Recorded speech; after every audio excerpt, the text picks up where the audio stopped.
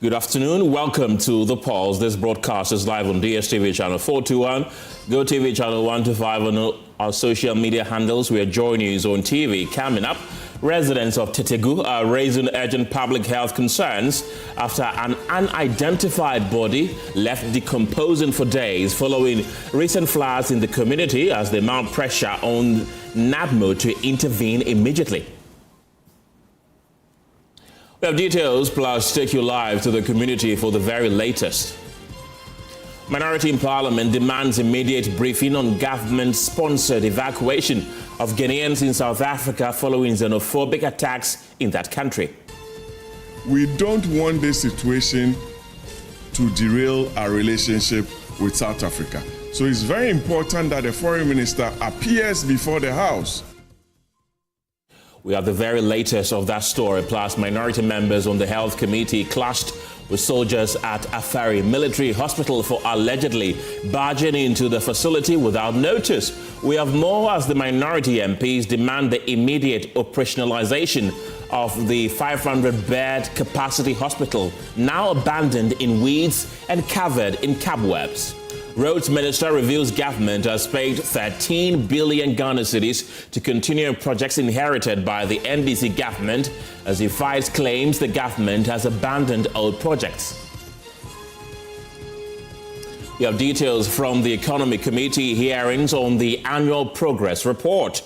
Also ahead this afternoon, Education Minister expresses concern of the rising indiscipline in senior high schools as he calls for stronger responsible parenting and teaching to curb growing misconduct among students. One of the major problems we will deal with this year, 2026, will be stemming the growing indiscipline in our schools. We'll bring you more on that story later. The latest of these and many other stories are coming up in the next 3 hours. This is The Pulse. It is brought to you by Defendro Cough Expectorant. Defendro, breathe easy, feel better. My name is Kenneth Gyasi. See you in a moment.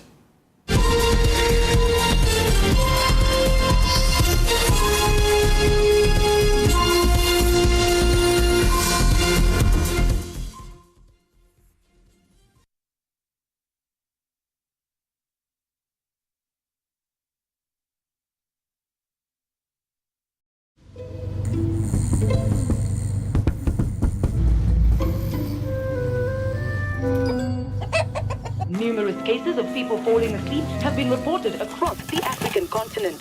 No one can explain this phenomenon.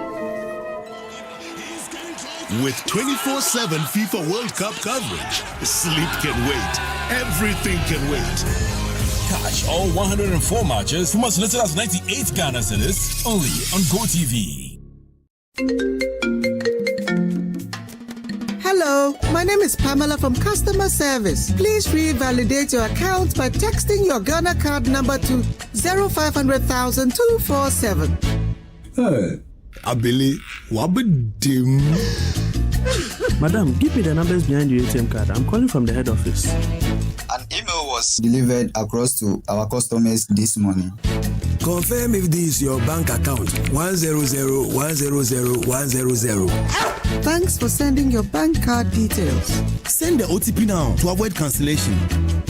EcoBank will never call, email, send an SMS asking for your PIN, OTP, bank card, or Ghana card details. Don't get played. EcoBank, the Pan-African Bank. Hello, please, I'm calling from Customer Experience Center. Another week is here on the greatest of all time show. My name is Giovanni Clip, and tonight we're bringing you talent. Contestant number 1, let's bring Baby Girl. Let's bring. You did it for you. Cut. Oh, there is a leakage. Where's the plumber? For quality and durability, insist on Syntex pipes. If you want quality, this be where you belong. Strong, tough, and reliable. Your perfect match to your trusted Syntex pipe. Syntex Syntex by it they carry water. No wahala. Syntex by it they make water they flow. Syntex, and you're strong and you're tough. Hi, now let me share my wildlife experience with you at Safari Valley Eco Park. Welcome to Safari Valley Eco Park. Our electric shuttle pulled up, and in no time, our tour began. We were surrounded by wildlife from the moment we entered the eco park. We were greeted by experienced tour guides who took us through orientation and how to better enjoy the experience. Watch these animals roam freely in their natural habitat undisturbed by our presence. We saw zebras, sable antelope, brown crane, mara, silky chicken, nyalas, Shetland ponies, and so many animals I just couldn't keep up. Our tour guides taught us so much about the wildlife, their behavior, and how to interact with them. I even fed them. We also went fishing on a man-made canal. Then we took a break to have lunch in this serene environment. All this amazing experience for this price for adults? This price for teenagers. It's a bargain. As the sun began to set, it was time to go back home, but not before dinner by the campfire. It has been a thrill of a lifetime, and I can't wait till my next visit. Safari Valley Eco Park, bringing you closer to nature. Did you know that Ghana currently spends more than 8 billion Ghana cedis annually importing food that can be produced locally? That is why this June, Joy Business and the Super Morning Show, in partnership with the Federation of Associations of Ghanaian Exporters, FAGE, bring you the Joy Agribusiness Month 2026 under the theme From Soil to Sovereignty, Building Ghana's Agricultural Self-Reliance Through Innovation. Join us on the Joy Super Morning Show, Joy News, and across Joy Business platforms for a month-long national conversation on Ghana's food security and agribusiness future. Week 1 focuses on government policy, trade and financing for food sovereignty. Week 2 explores research, innovation, mechanization. Week 3 examines infrastructure, value addition, youth participation and agricultural financing, while Week 4 highlights opportunities across key horticulture value chains. The final week looks at consumer power and Ghana's roadmap to food sovereignty by 2030. Stay tuned to Joy FM and Joy News.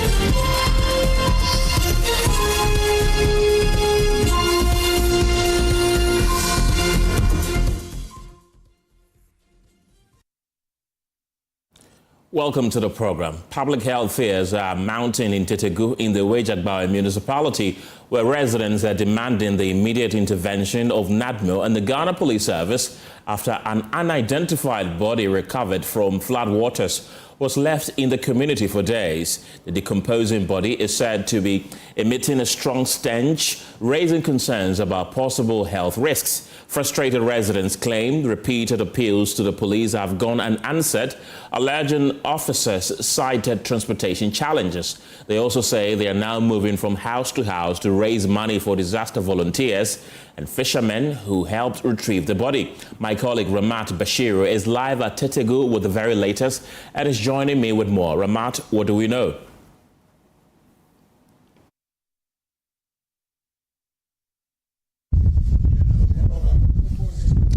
Here at Tetegu, Southwest Makati, where an unidentified body was found. The Densu River brought the body here, and as you can see, the fisher folks, together with the disaster volunteers, have been able to come out, take the body out from the river. They say that the residents gathered here are concerned about the emanating odor from the decomposed remains of this unidentified body that has been found. So they've poured libation so that they can finally bring the body out from the river. The fisher folks, together with the disaster volunteers here at Tetegu, earlier we engaged them. They says they spoke with the police, and the police told them that they do not have enough resources to come and help them. So the volunteers are trying their best to bring the body out. So that's what we can see in our shots now.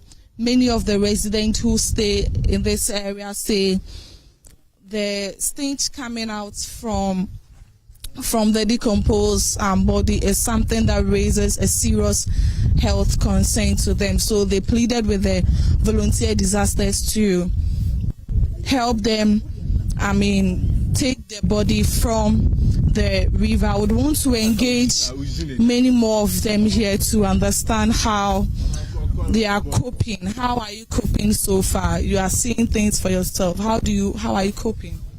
It's not easy to see your fellow, man, it's a man, so right, to see your fellow human being like this, it's really serious. We are all really, really sad, and then it's not easy. It's really a tragedy, So from here, you called the volunteer disasters to come and help the residents around this area. From here, what next? What's the next step you are also going to take to ensure that, because they told me they spoke to the police and they said they do not have enough resources. That's what they told us. Okay. So from here, what's next? Well, that is why we are trying to engage them, the community, the people around. Since there is no car or ambulance to come and pick it up, we are still engaging with the community members to at least come up with something whether we can call an ambulance or anything to come and take, because we can't leave it here. Yeah, sure. So this is the atmosphere here at Tetegu. More of the residents do not really want to engage us because sir, would you want to say something so far? What do you have to say about such situation? You live around this area, right? Okay, he's not interested to have a word or two with us, but I'm trying to get the final words from the volunteer disasters, the one we engaged earlier, to understand. He was actually pouring the libation to ensure that the body is retrieved. Now you've actually been able to do the necessary process to bring the body. What's next? Yeah, now we will be expecting NADMO and Ghana Police to come and then take the body to the police hospital, the police mortuary, and so that is what we are waiting for. I think in this case we have to do some necessary purifications for those living here to also be free, because this is more or less like Yabakan is an accident. So mostly spiritually, whenever these things happen, where you bring them out is where they normally stay. So you need to purify the place. That one will leave it to the community leaders to do, so that those living around will not wake up in the dawn and be seeing a ghost around their gate or whatsoever. So for us, we've done our work as disaster volunteers, and I think you can see it. It's a male. It's a male. Maybe around 35 years and above. So let's just pray, and also let the people around Weja from upstream know that there is a dead body. So if any of them were not able to find their relatives within the past 3 days, should just try and then contact the police, the Tetegu police, and then they will be able to get their body. Have you communicated with the police? Because earlier when we spoke to you, you told us that when you complained to them, they said they do not have the resources. So now have you been able to communicate and find a solution to that? Yes, just as we extracted the body, I spoke with the NADMO director, the district director again, and he told me he's calling the district police command. And he said the district police command has given a positive answer that he will call Tetegu so that they will find a solution to it. So for us, we have done our best. The rest lies in the bosom of the police and NADMO to come and carry the body away. Yes. So, but what sometimes when some of these things happen, what could you think could be the cause of some of these things? Or maybe this spillage in itself is problematic. Do you understand? Because nobody was informed before the spillage. It only came as a surprise. So maybe somebody might stuck in his or her room before the spillage, and then he may not be able to, or trying to, go out of the situation, may end up falling in a gutter or something. It can also cause it. Do you understand? But the only advice we can give as volunteers of NADMO, we don't take pay. We only volunteer our time to solve this kind of problems. The only advice we can give is that we should, abstain from walking in the flood waters. And if you don't know a certain area and there is a flood, don't even attempt walking in it. Me, for instance, I know this area from A to Z. So even if the water level comes up, I know how to maneuver. But somebody may not. And sometimes when it happens like that, most people don't know how to swim. I don't know where the body is coming from, but all I know is that the body came from the upstream, from Weja, coming down to this place. You can see the flow of the water is flowing from that place to this side. So all those upstream should be very careful, and let's protect ourselves until the water goes back. Whatever solution we have, we'll give it to the elders so that they can apply it. Then we will not face this kind of problems anymore. So this is the current situation here at the Southwest Makati here at Tetegu. And then they've been telling us the story. Now the remains of the unidentified body have been retrieved. The remains have been retrieved. They are just waiting for the district police command to come for the remains to carry out further investigations, and then they will continue from there. Reporting for Joy News, I am Ramat Bashir. Let's still stay in Tetegu and speak to Mawenyaga Atupa. He is the PRO for the Tetegu Development Committee. Mawenyaga, welcome to the program. Has the owners, or have the owners of the body that, the relatives of the body that has been decomposing for days, come for their relative?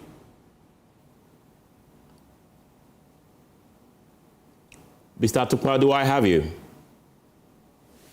We're still working the lines to get Mawenyaga Atupa. He is the PRO for the Tetegu Development Committee there. And that's the story that Ramat Bashir brought us from that area, is that somebody has died during the floods that ravaged the area a few days ago. They are struggling to find the relatives of that particular individual to collect the corpse which has been decomposing in the area and causing a stench that has become unbearable at this particular moment. So those are the shots you have on your screens right there. The flood waters inundated Tetegu and its environs when the rains fell heavily in the last few days. And as of now, we're still trying to identify the relatives of the deceased, who has been identified as a male and in his 30s. We're working the telephone lines to speak to officials in the Tetegu area.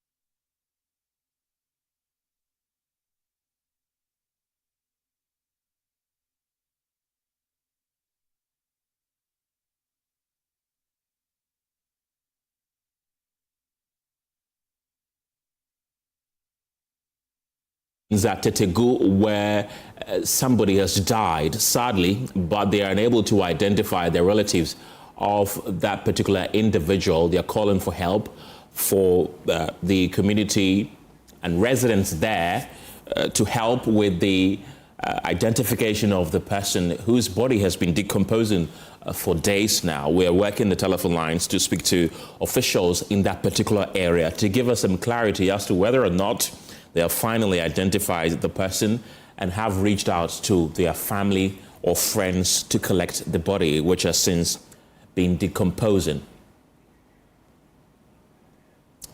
Well, away from that, traders and commercial drivers at the Asafo Market in Kumasi are calling on the Kumasi Metropolitan Assembly to frontage of the market after Monday's rains. Traders say the flooding has become perennial, with blocked drains identified as a major cause. Though the KMA has carried out some works, the traders insist the problem still persists. We're not a was antocracy. But a year, my honey, you know, I know. But had nothing. Part with you, a welcome, and two just as a talk to us about 10 hours, and Yadia market will be able to my father. Now, also said, then I must admit, you said that I never had in a moose. I did you. Gata ni mosi senya gata na kansuru fa titwa ni wa hina Asafo traffic light for the market area because why no we the gata na wo ni so ana hapo so gata na we ma de so much simple donate to so ma gata na ira is so ni ata na road NNM the area na the pressure e ba be duwa just a car bia to me come. Now, transport area to say, I was a fool. Now, if you bring me nothing to me for manager the form that you offer, they will do my the restaurant before me. Just a few I don't know my catabua is a gata. Last month, we saw about the operations about the Macatra fine. But still, I do not more. I was so much to be a man of contract. Yes, I bridge can take on my mind and now I say tied to me about this land. So when to make one Celestia, it's one of the time I'm big because I use one as more. Let's come back to Accra and touch base once again with my colleague Ramat Bashir, who has just dashed over to Dansoman, where we understand an inferno is currently happening. Ramat, what can you tell us? Has the fire been brought under control?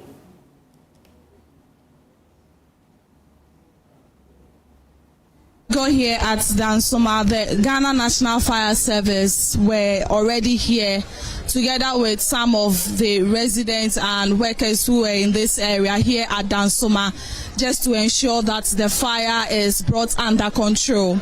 And when we go here, we could see it's actually a beauty shop here, and from what we've gathered from the students here, those in the beauty school, it's a beauty school that caught fire. They say it's as a result of a faulty air conditioner in the school. And so I have the fire service here, and I would want to find out from their assessment so far to get what really caused this fire. Hello, sir. From your assessment, what caused this fire here? We have just put up the fire, so we are now going to make an investigation to know the cause of the fire. So now we have to wait. We cannot tell the cause of the fire now, but everything is under control and totally extinguished.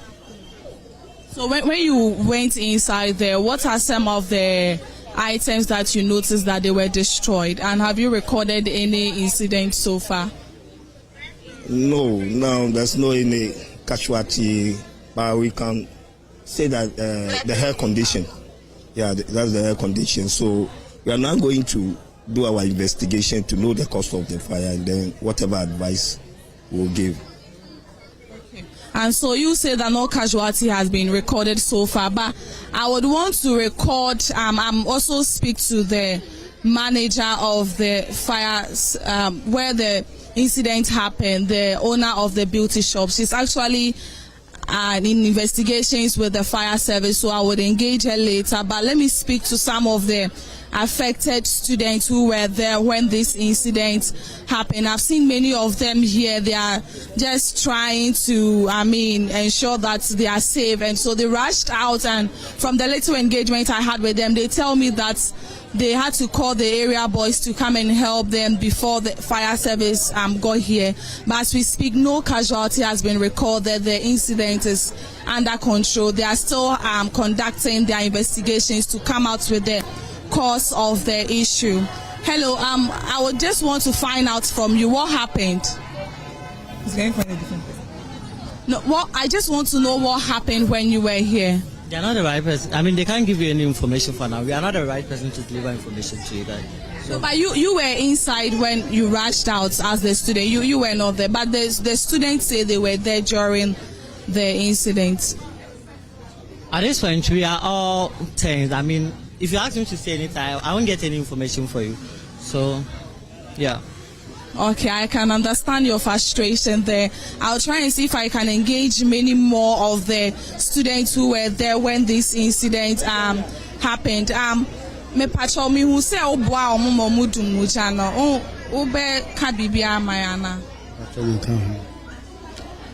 So currently, this is the situation here. Many of them say because they are frustrated, they are finding it very difficult to say something to us now. But we are still here, and then we will try to get the manager of the beauty school that's where the incident happened here, and then we will engage her and find out what actually happened together with the investigations from the fire service. So Ken, for now, this is all we can bring to you for now.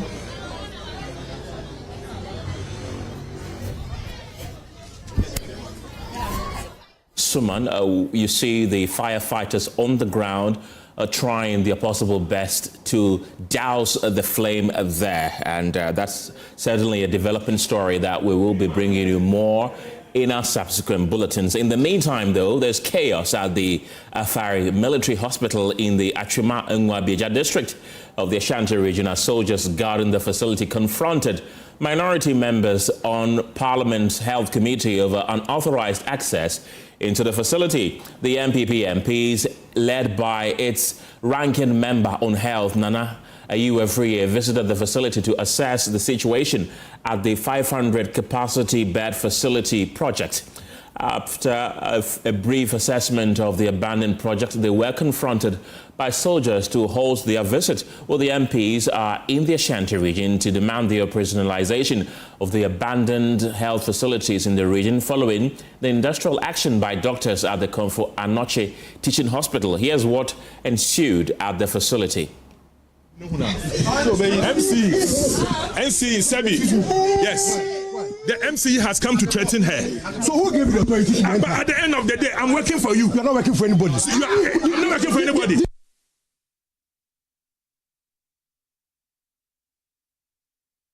You didn't ask permission. Why? Did you see us stopping them? We are doing it for Ghana, not us. Officer. Why is he doing this? Yeah, for you. Don't bring us. No. There is no. Don't go back. That is why we are going back.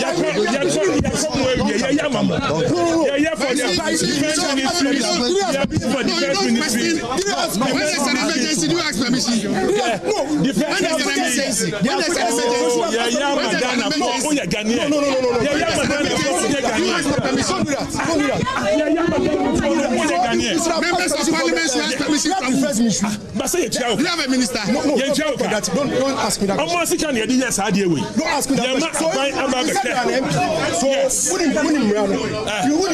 Project ongoing. We came here. Yebaha 2024. We came here. Yes.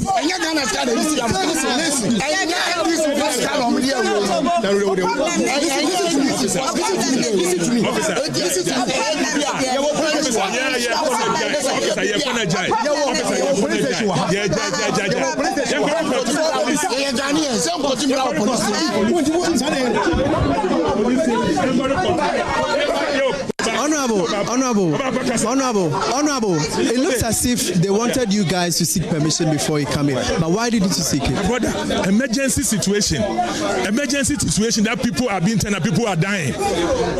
You want it to affect my family member or yours before you see the citizens' action. when you are not acting, the citizens act. So they should act and bring confidence so we will not do these things.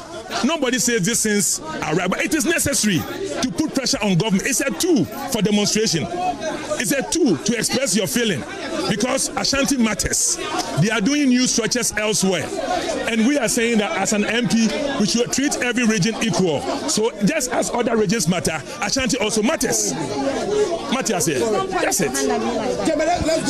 And so that's, are you a free? Now, baby, I get a you are the only wadi. Who quite for the form? Giama for the Davas, my fire, I asked for Yamadai. As at my Yatimama could talk to Mama Hama. And hospital can say way now, hospital can say way.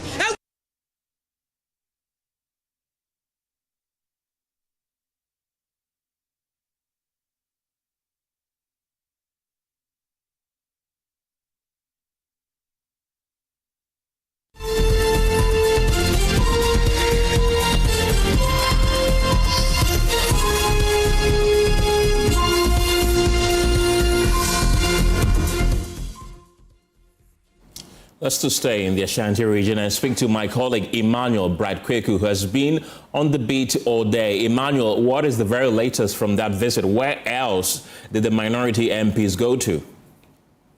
All right, so Kenneth, the tour just ended an hour ago.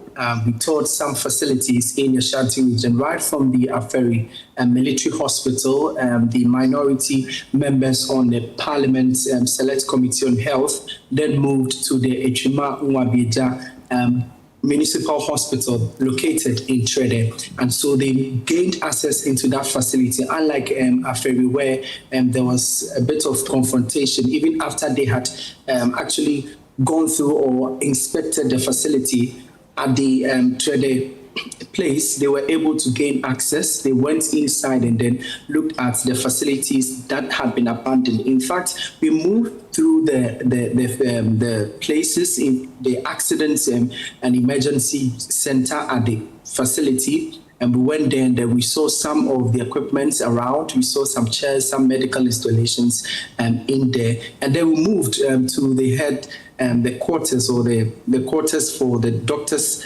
housing. Also, we went there and inspected the place where we saw some pillowcases. We saw some number of fridges and also cylinders that supposedly should be used by these doctors and nurses should they have come there to work as health professionals at this particular facility. And so when we went there, these equipment or these materials had gathered some dust, others also in cobwebs and all of that. And so that's what happened at the Trede. And right after that, we moved on to the Sewa Hospital, which is supposed to be the regional hospital for the Ashanti region. And it was a similar situation there. In fact, for that place, it was expected that some equipment, we are told that it's about some 90% complete. And so some equipment should be added on to finally operationalize this facility. So when we went there, just like the other places that we had gone to, it was still also not in operation. Some parts were covered and in weeds and all of that. So that's the latest that we have gathered so far in terms of this tour. In fact, the minority caucus, the ranking member for the caucus, Honorable every year, said that they were going to take matters up to ensure that the NDC government ensures the operationalization of these facilities to augment or complement efforts at the Akufo-Addo Teaching Hospital in terms of giving healthcare or delivering quality healthcare to the people of the Ashanti region and beyond. And so they are saying that they will make sure that the NDC government operationalizes this facility because they started it, and so they are hoping that the NDC would also take up, and then if they operationalize it, it becomes a property of the state and not necessarily to say the NDC or NPP in that regard, Kenneth. So you've been to Sewa, you've been to Trede, you've been to Aferi. In fact, at Aferi, we saw a heavy security presence there. What about the two other hospitals that you went to? Was it guarded as well?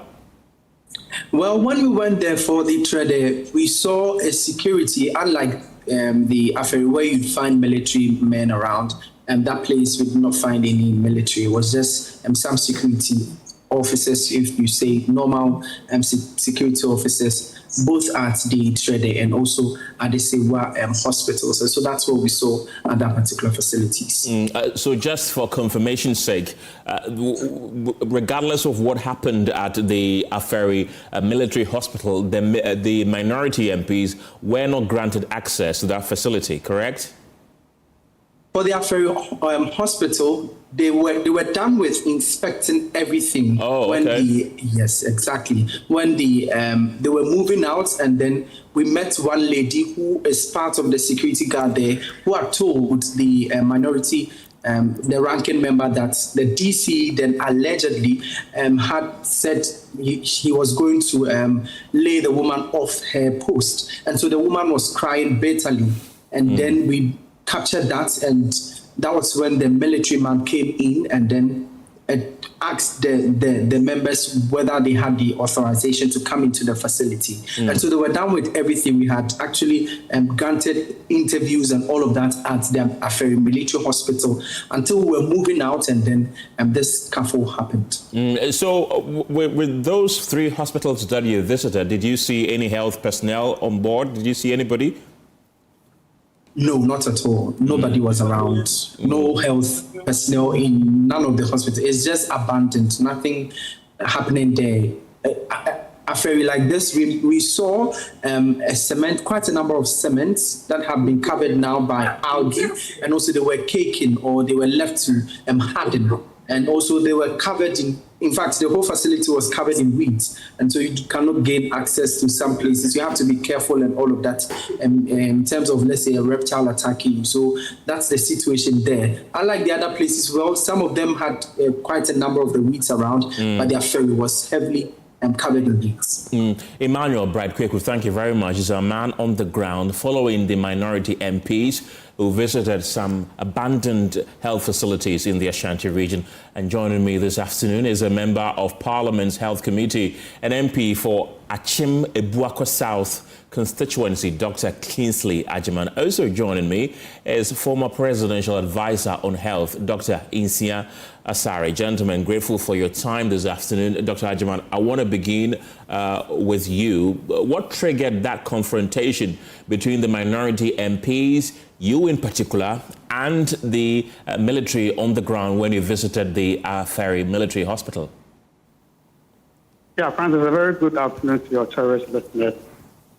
I mean, there was nothing triggered that. It was just a case that we had finished our inspection, and the security guard came to tell us that the DC was said he was going to relieve her of her post because she had allowed us entry into the facility.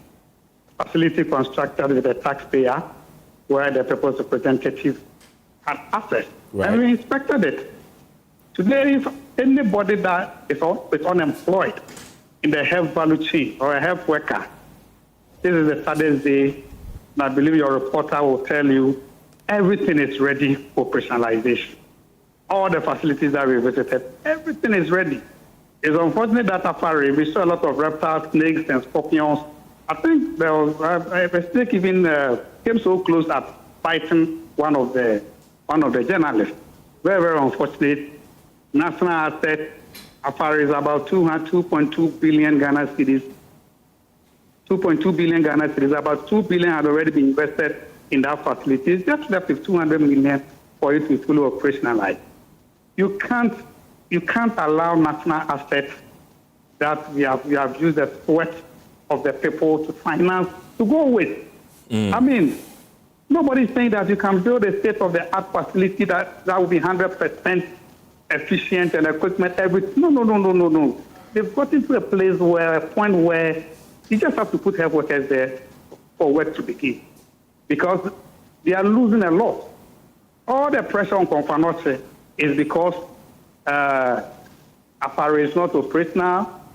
Tewu, which is the regional hospital, is not operational. Trede, one of the agenda when we got together, it was so sad. Come and see a state-of-the-art facility, equipment installed, health workers, bungalows, flat screens, fridges, everything in there. Just put human beings there to work. We go to the original facility too, and it was the same. Very, very, very unfortunate. So the question we should be asking is, how come people are not being engaged? You are telling the good people of this country that you have built a resilient economy that can even withstand external shocks. Your inflation figures are low. Right. Your interest rates are low. Your exchange rate is fairly stable, but it can't engage. Why the disconnect between economic indicators and employment? But you see, at the same time, you are doing 261, what they call 24-hour economy market. That is going to cost the people of this country, the big push alone, the road, is going to cost the people of this country 70 billion. Right. Putting all the Agenda 111 projects together, it's going to cost us just about 17 billion. So, Francis, can you gauge the prioritization of how we put the taxpayer? Meanwhile, when all the facilities that will ease the pressure on the Confanoche is not being operationalized, that is, they are not putting staff there to work. New facilities have begun in the president's hometown. There's a construction of a new hospital. A new hospital is also being constructed at the minister, my good friend Akando's hometown. There's one going on in the Volta region. So what has the Middle Belt done to deserve this? Interesting. What has the Middle Belt done to deserve this? Dr. Ajiman, that's quite interesting because the affair has quite a long history. This is an agreement that started way back in 2008 during former President Kufuor's tenure. They broke ground in 2014 during President Mahama's tenure. The facility was supposed to have been commissioned in 2018 during former President Akufo-Addo's tenure. One will then ask, what took it? What took that government so long to be unable to facilitate and ensure that this facility becomes operational several years after we broke ground for it? There's been a lot of things like we rightly narrated. A lot of issues have happened. Prominent among is the conflict that ensued between the contractor and successive government or previous government. But they were all resolved.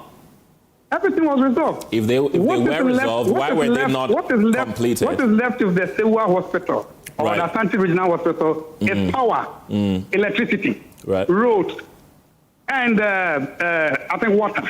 These are just the three things. So if you can't do this thing to make it operationalized within 1.5 years, then I mean, one is short of saying that there's great inefficiency.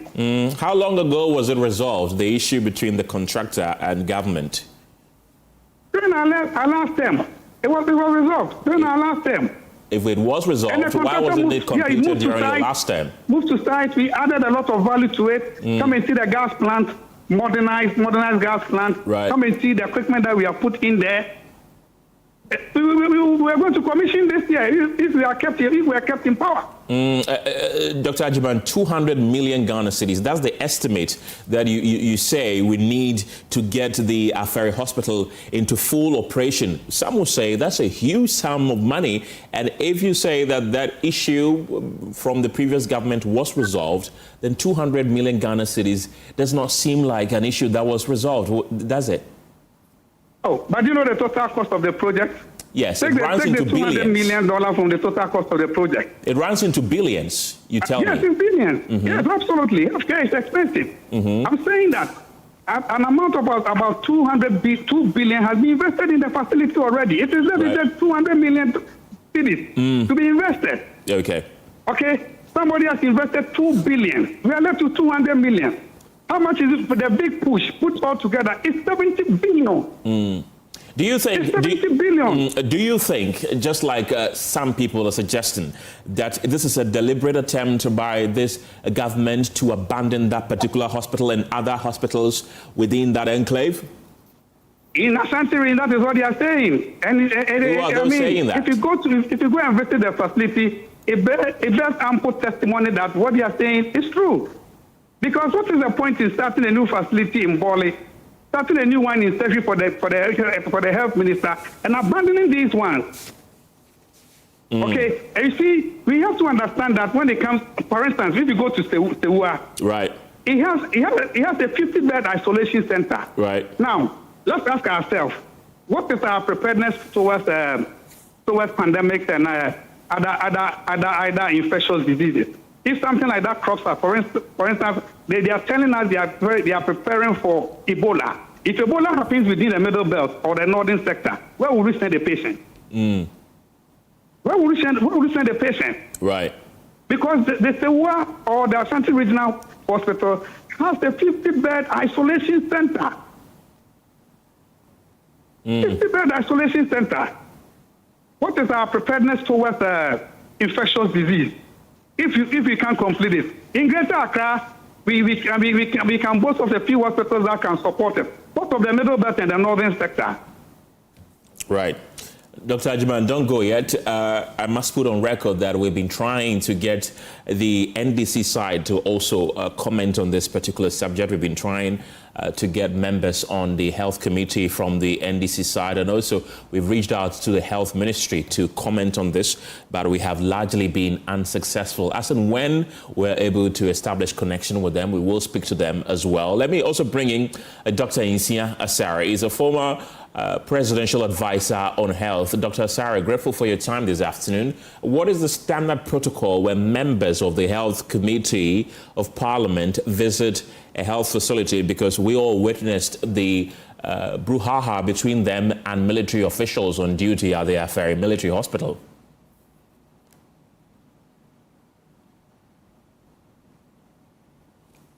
Kindly unmute so I can hear you, Dr. Asare. Okay, good afternoon to all your cherished viewers and listeners, and good afternoon to my nephew Kingsley. I think they are doing a very great job.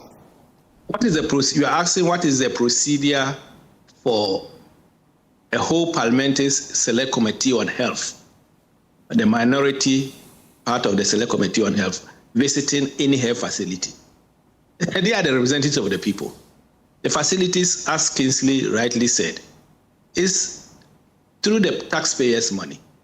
Afari is a loan which President Akufo initiated and got it passed in Parliament, I think in November 2008, that you rightly said. And it's the good people of this country who are paying for the loans. And our representatives are going to visit this facility to see what can be done so that quickly it can be operationalized for the good people of the Middle Belt, not only in Ashanti region, for the Middle Belt, so that Komfo-Anokye will be relieved. And you are asking me what is the procedure. They are another arm of government. We have the executive, we have the legislature, we have also the judiciary. And we also say that the fourth estate of the governance is also the media.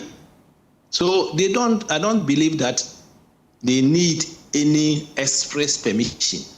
Because when we were in power, when I was the Director General of Ghana Health Service and I also became the presidential advisor, we only hear that, the select committee, from both sides, from minority and majority, at Komfo-Anokye or at this. They don't ask anybody for any permission, so far as I know. So I think they can move to inspect any place to make sure that they are also abreast whatever is happening in these areas, so that the good people of this country will know that the people that we voted for to represent us in our various constituencies are doing their work. I think they are doing their work, and they are doing their work rightly. Right. So I don't see what the brouhaha which happened there. I was a bit surprised. If the place is weedy, and the soldiers believe, the military believe that they are in charge of the place and they are watching the place, I think they have some people who, from once a while, they can go there and clear the place. If the contractor is still on site, and the contractor thinks that he's working, you won't go and find weeds all around the place. Jokingly, I was saying it today in one of the platforms that it's a green hospital, and green is for healing. But it's just a joke about that. I believe that we should not do this thing again. I'm happy that they were able to do the proper inspection, and it was when they were going. If they were not allowed at all, I would have found very serious. I will find it very serious, and I think it should not be the way out. So they have every right, I think, to go, in my opinion, to go and look at what people's money is being used for. And then go to Parliament and go and argue, because when they say it, I think the government will agree and listen to whatever is happening. You worked closely with former President Akufo-Addo during your time as his advisor on health. Questions about why this facility has taken so long. It's taken more than 3 presidents and it's still not completed. I want to find out, why did we miss the completion date on several occasions? Maybe I have to explain to you very well what the Eurojet project is all about. Tell me. The Eurojet project is a 9-facility project across the country, which was conceived in, I think, April 2008. At that time, I was the Director General, I was the Chief Executive of Akufo-Addo Teaching Hospital, so I was very much into it. I was part of the committee. There was supposed to be 2 regional hospitals, one in Upper West, which is a Wa Regional Hospital, and then another one in Ashanti region, which is in Sewia, which is Ashanti Regional Hospital. The one in Wa was supposed to be 160 beds of all the facilities. The regional hospital in Ashanti region was supposed to be 250 bed capacity. Then there were 6 district hospitals. One in Tepa, one in Soko. In fact, the Soko one was supposed to be in Wenchi, but after MPP lost power, it was moved to Soko. I don't have any problems with it. There's one in Konongo Dumasi, for the Asante Achem Central Municipality. There is one in Chufupraso for Chufupraso District.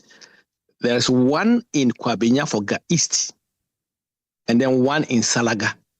And then the military hospital, which was also supposed to be for the military, initially was supposed to be in Kumasi, opposite Prempeh College. The contract was given to Eurojet in Dexa. Originally, they are from Egypt. So they sourced for the funding. The total funding, I think, if you add the military hospital, is about 559 million, if I get it correctly. I think it's around that figure. It was about 380 for the 2 regional hospitals and the 6 district hospitals. The district hospitals, apart from Kwabenya, which was 100-bed hospital, the rest were 60-bed hospitals each. So that is the Eurojet project. For one reason or the other, the government changed. It went through Parliament. So today I'm saying it, and I want to emphasize it, that they should go to the Hansard. Anybody who is saying that this project the funding was not sourced by President Akufo, should go to the Hansard and find out if there have been any other proposal or project proposal which has been sent to Parliament for approval, apart from the one that the cabinet of President Akufo sent to Ghana government Parliament, and then it was passed, I think, in October or November 2008. So what is left is the processes to go on. The finance people will use their terms, supply credit, and all these things. And when there was an Arab Spring which delayed it a bit, and I think it was the first sword was cut at Wa Regional Hospital to start the project somewhere, I think 2012 or so. So the others were all added on.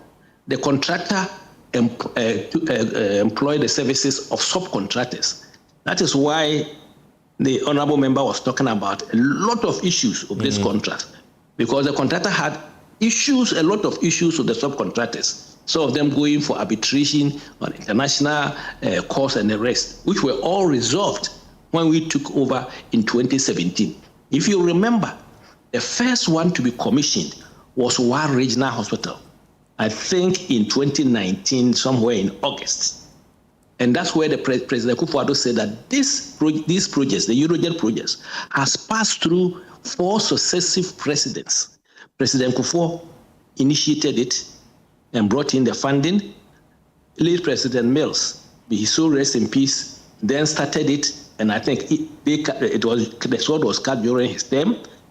President Mahama, in his first term, President Mahama also continued it, and then President Akufo-Addo, has come to continue it. And today, by the grace of God, he is commissioning the first one. This shows the beauty of the continuity of presidency or governance in Ghana.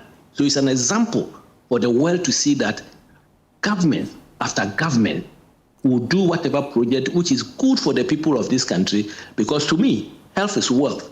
If you don't give good quality, affordable, accessible health to the people, then you are failing the people of this country.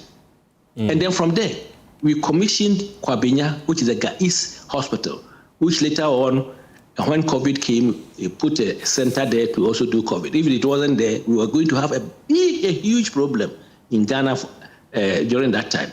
And then we went ahead to commission in Soko Hospital, and then Tepa Municipal Hospital. I think Tepa was around 2020 or so, just before the COVID, and then Chifupraso. And then Konongo Odumase was in 2020 or 2021. And then finally, we also commissioned Sewia Ashanti Regional Hospital on the 4th of January 2025.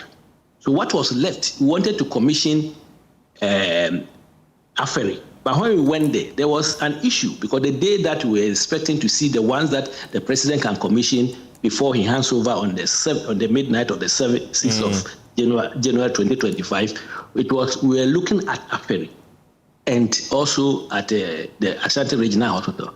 So when we went to Aferi, the soldiers were there with us.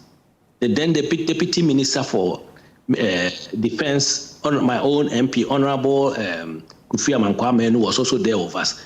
Then we decided that the main sewage system has been where the subcontractor was working on it, and he may not finish it before the 4th of January when we wanted to commission it. So we said that, okay, let's leave that one. But the soldiers should prepare. The soldiers, as I know, already have a contingent.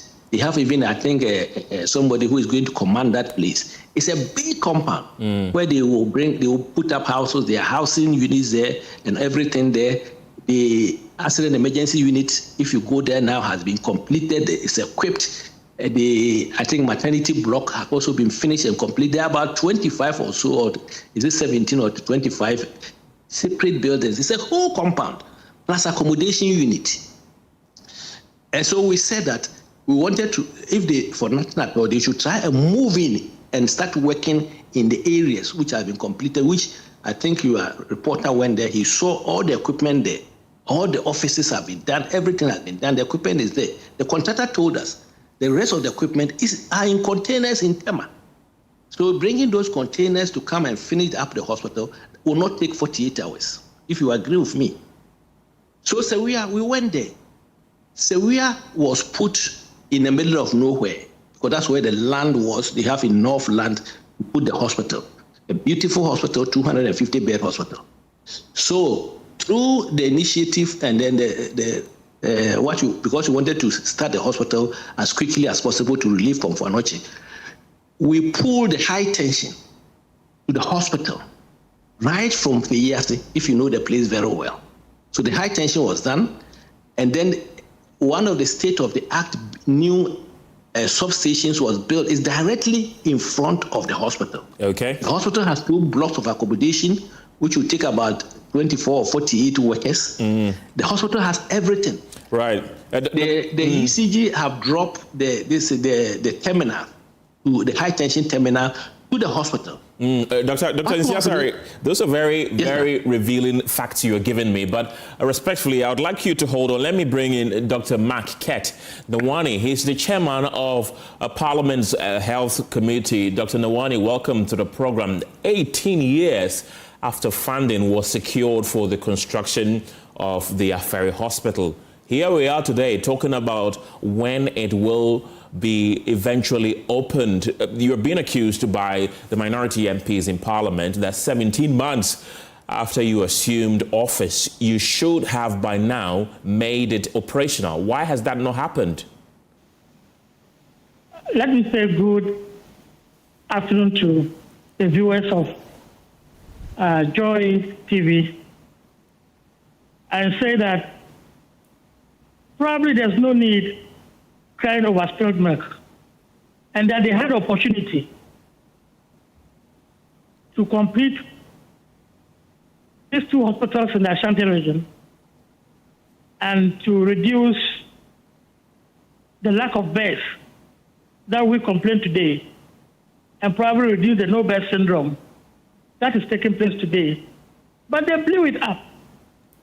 What my colleague, doctor, is saying is just a lot of processes that have taken place. And they always try to justify that all the projects that was carried out and during the NEC period is theirs. And so he starts from 2008. 2008 was the election year that they were talking about. And the resources came in 2009. And so NDC was able to carry out all these projects. Most of them were between 20 to 80% completed. When they came to power, for the first 3 years, they said they were carrying out what we call forensic auditing of those projects and stopped all the contractors from working. This is where the mistake started. And they tried to let them resume work when we're going to the 2020 elections. It's for them to gain the credit that they were those who have completed the projects. And it backfired. And they still continue the same methods. They allow the contractors to work, but they wouldn't give them funding. They wouldn't solve the problems that they had. And we are talking about 8 years. And they now come back speaking like saints. And then within 1.5 years, the NDC government should have solved all these problems. I've seen my colleagues standing at Afari Hospital, weeding. Yes, that is the law of karma. The weeds that you are allowed to grow there for 8 years, you come back and weed. We also went there when we were in opposition. And the weed were just like that. Now, this government has come. The first 1 year, we had to work on the economy. And we are still working on the economy. We have said that we are not going to borrow money to carry out projects in this country. All the projects that we are carrying out is money that is generated by our own revenue sources in the country. In other words, domestic funding. And the president has said that we are not going to behave like them, where they had $400 million, and yet failed the Ashanti region people. So why, and Afari, they just needed some resources to finish it.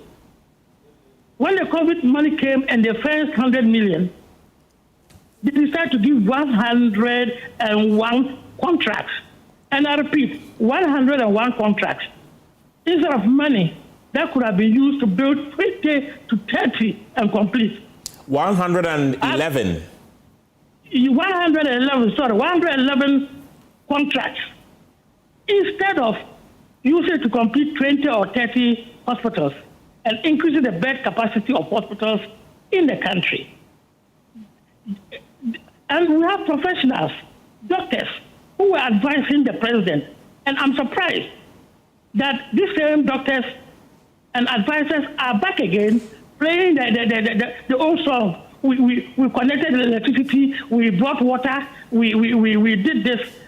Let me tell you, when you go to Afari, as we went there, most of the equipment and other things that were left there have been exposed to the weather. And indeed, most of them are not working.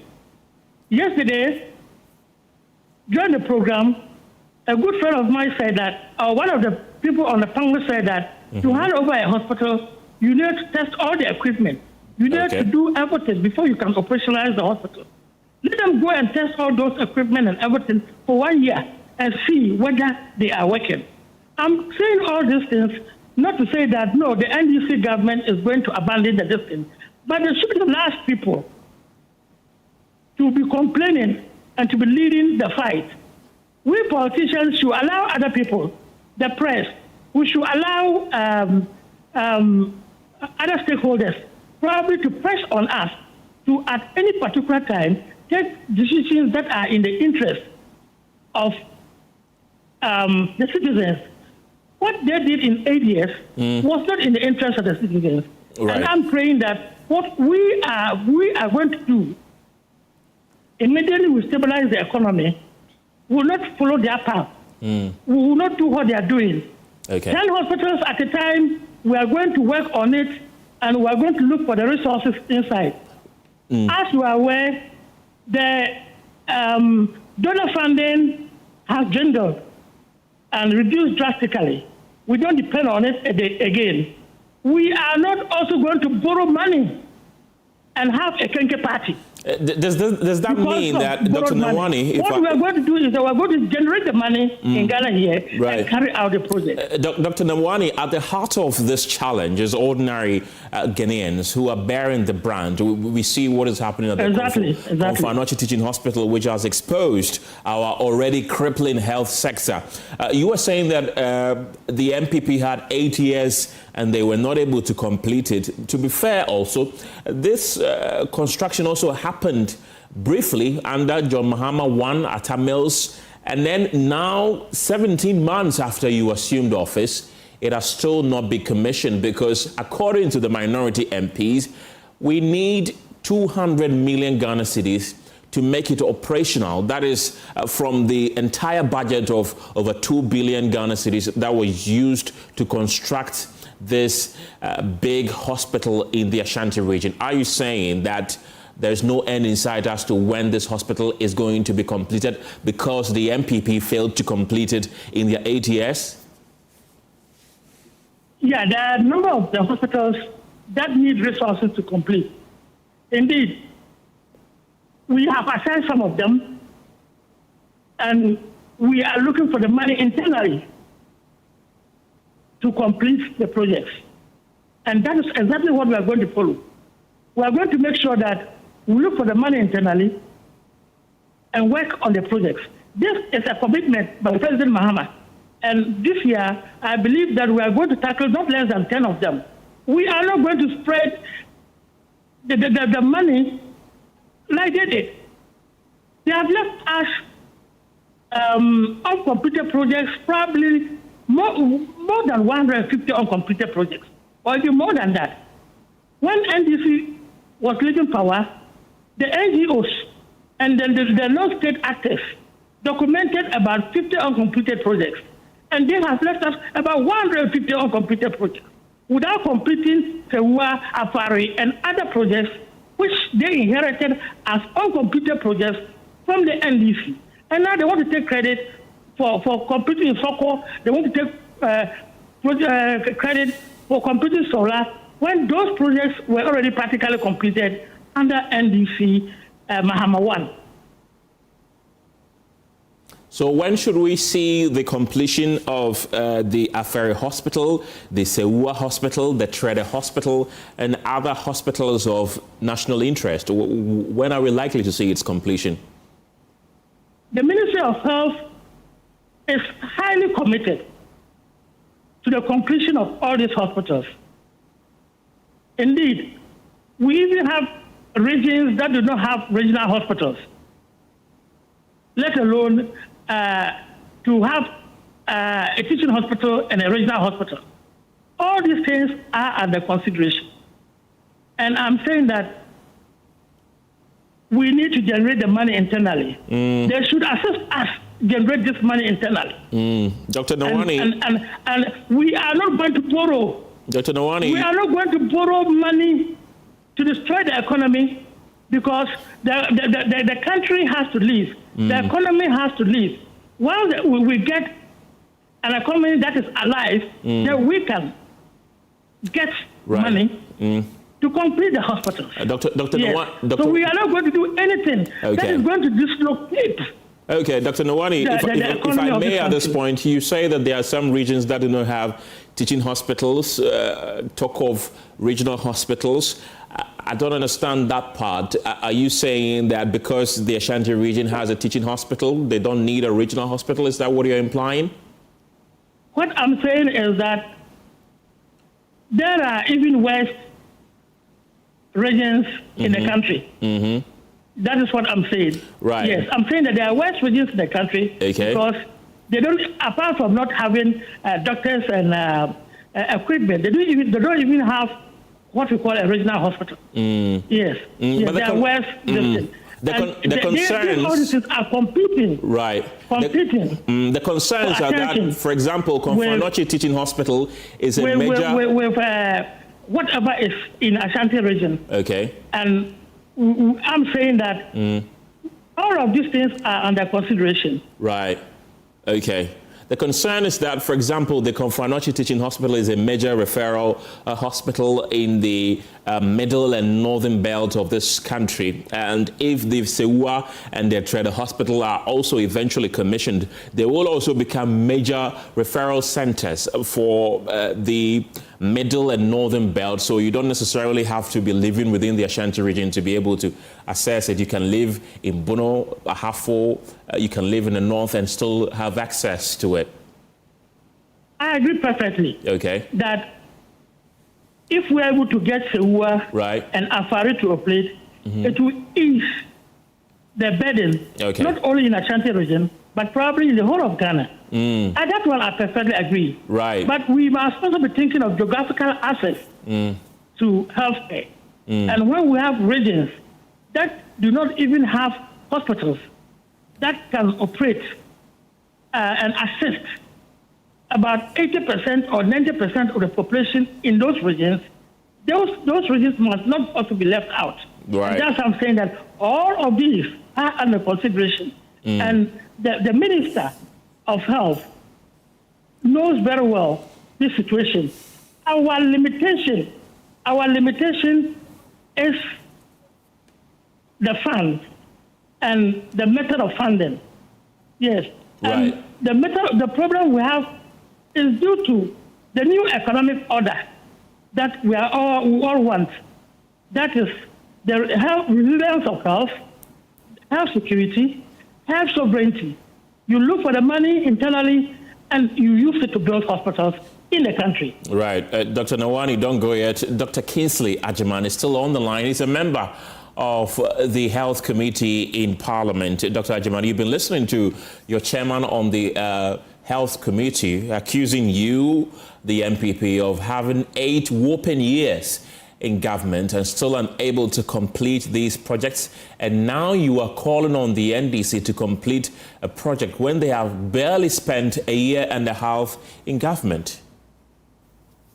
I mean, very good afternoon to my chairman. I mean, listening to him, I don't know, I lost touch at the moment because he's a very experienced medical practitioner, private medical practitioner, who knows how hospitals operationalize. Maybe on public TV, you advance the issue. Dr. Agyeman, can you kindly speak up for me? I'm saying that he's my chairman of my committee, and very experienced in private practice, and he understands the issues better. I mean, speaking in the public and making his party look right, he will say the things that he said. It's in order. Because, you see, there are a lot of contradictions. You ask the right questions. Ashanti region does not need a regional hospital because the other regions that do not have a regional hospital. But in terms of population, Ashanti is the next largest after Accra. Accra has a teaching hospital. Accra has teaching hospitals and regional hospitals. Population growth. I mean, it's one of the key indicators or determinants that called for location of certain facilities. Chairman was talking about funding, and they will not borrow. Chairman, please, maybe you may have to look at the finance statement. You are borrowing a lot. Your government said we're going to borrow about $11 billion domestically to support the economy. Your government is borrowing from the domestic market, crowding out the private sector. They are mopping out a lot of money. So you are borrowing, Chairman, respectfully, you are borrowing.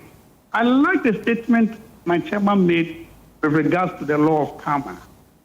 And this has, after going through all the sad moments that I saw going through the hospitals, his chairman has lightened my day up by quoting the law of karma. That they were there when the wheels were up and they are in power. So if you've been there, it means that we are coming to power very soon. Chairman, very soon you'll be a ranking. You will not chair again. Thank you. You put it very right. What was the weeding about, though? I saw one of your colleagues attempting to weed the facility at that ferry.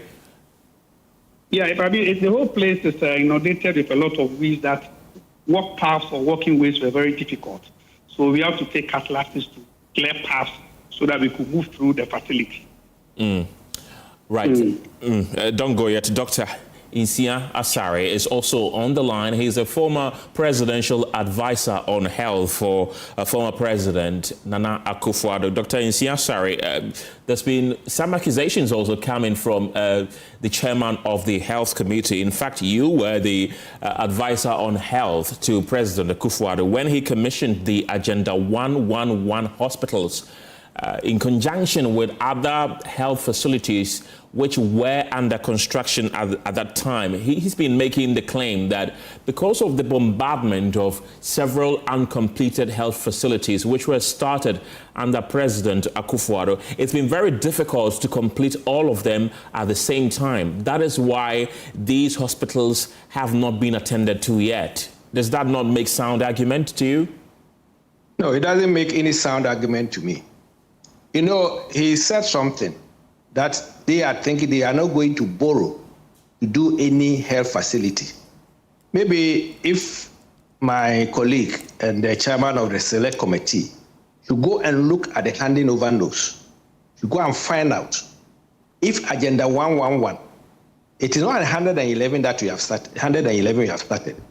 The district hospitals and the 2 psychiatric hospitals, including the one in his own constituency, where the source of funding is coming from. It's not borrowing. We didn't borrow. As he rightly said, we use as an initial fund $100 million from the COVID fund, and then what we call the above budget formulary allocation, ABFA, 20% of the CAPEX. That is the oil process. I'm not saying this, but PIAC, the Public Interest Accountability Committee, which is an independent committee which monitors the oil process, the oil revenue that you get, because oil will not be forever in this country. But what legacy are we going to leave, or what heritage projects that we do? And they said that one of the most important things that this Akufo-Addo, Dr. Bawumia's government has done was the Agenda 111. He also rightly accepted that you should have accessibility of hospitals, and then make sure that hospital districts and the regions, he's talking about some regions doesn't have teaching hospital. Maybe I have to remind him that any hospital, all these Agenda 111 hospitals can teach. The name teaching hospital is just in the name. They can teach. And then, so we are using the oil revenue. We didn't borrow for the districts and the 2 psychiatric hospitals. The ones that we want to borrow, we even earmark it. That's why it's 111 hospitals. Are for the new regions to get regional hospitals. That's the one that was started because there was a loan already from Amandi for the Takrady one that they were doing, so that if Kwanta becomes a specialized or quaternary or a tertiary hospital. So he should get his fast rest. And secondly, let me remind him that operationalization of a hospital doesn't mean that you will finish sometimes. I'm sure he has a private hospital. I believe that he's still doing some work there while the work is going on. So far as we are concerned, the 2 hospitals in Ashanti region and the 3rd one in Hanta West of Agenda 111, which have been commissioned, we can start working in today because the equipment are there. He should take a trip there as the minority went to have a look, to go and have a look at Trade and have a look at Ofurikrum and go to Hunter West and go and have a look. And in his opinion as a doctor, if the machines cannot be tested and then put human beings there. They should employ. The minister said there are 100,000 health workers who are not employed. They should employ them and go and work in this hospital, at least the ones that will finish. And I'm very happy to be the presidential advisor on health, together with the vice president and the president, to agree that we should give fitting, state-of-the-art, befitting hospitals, district hospitals, to all the districts who don't have hospitals in this country. I'm very happy about that. They should continue. Governance is continue. And as Kingsley said earlier, if they don't have money, why are they saying that they are building a new hospital in Boli when Boli has a district hospital? There's a district hospital in Boli, which was built by a champion. But we are looking at if they are going to re-equip and maybe expand the Boli hospital, I don't have any problems with it. But all what people are saying, we are talking about Ashanti region. And I'm sure the people in Ashanti region are now listening to him. And from his own statements, he believes that there are other areas which will have hospitals. Why only Ashanti? That's what he said. You can't deny it. So please, we want to solve the problem. I'm happy that Otumfuo Osei-Tutu II, Asante Hene, has spoken to the workers and they've gone to work. I'm happy that my colleagues have gone to work. You shouldn't say anything which will infringe them. Please. Dr. Asare, we are wrapping up. We are wrapping up. So I want to give each person 30 seconds for your final words. I'll begin with you, respectfully. Yeah, all what I will say is that operationalizing Sewia Ashanti Regional Hospital, Ofori-Krom District Hospital, Municipal Hospital, the Municipal Hospital doesn't take anything. Okay. The money that they are using for the big push, they should take a portion of it and finish Aferi Hospital. And then also make sure that the people who are at home, the health workers who are at home, can be employed to go and start working in this hospital as quickly as possible so that they can bring relief to Komfo-Anokye Teaching Hospital, which is overused and overstretched.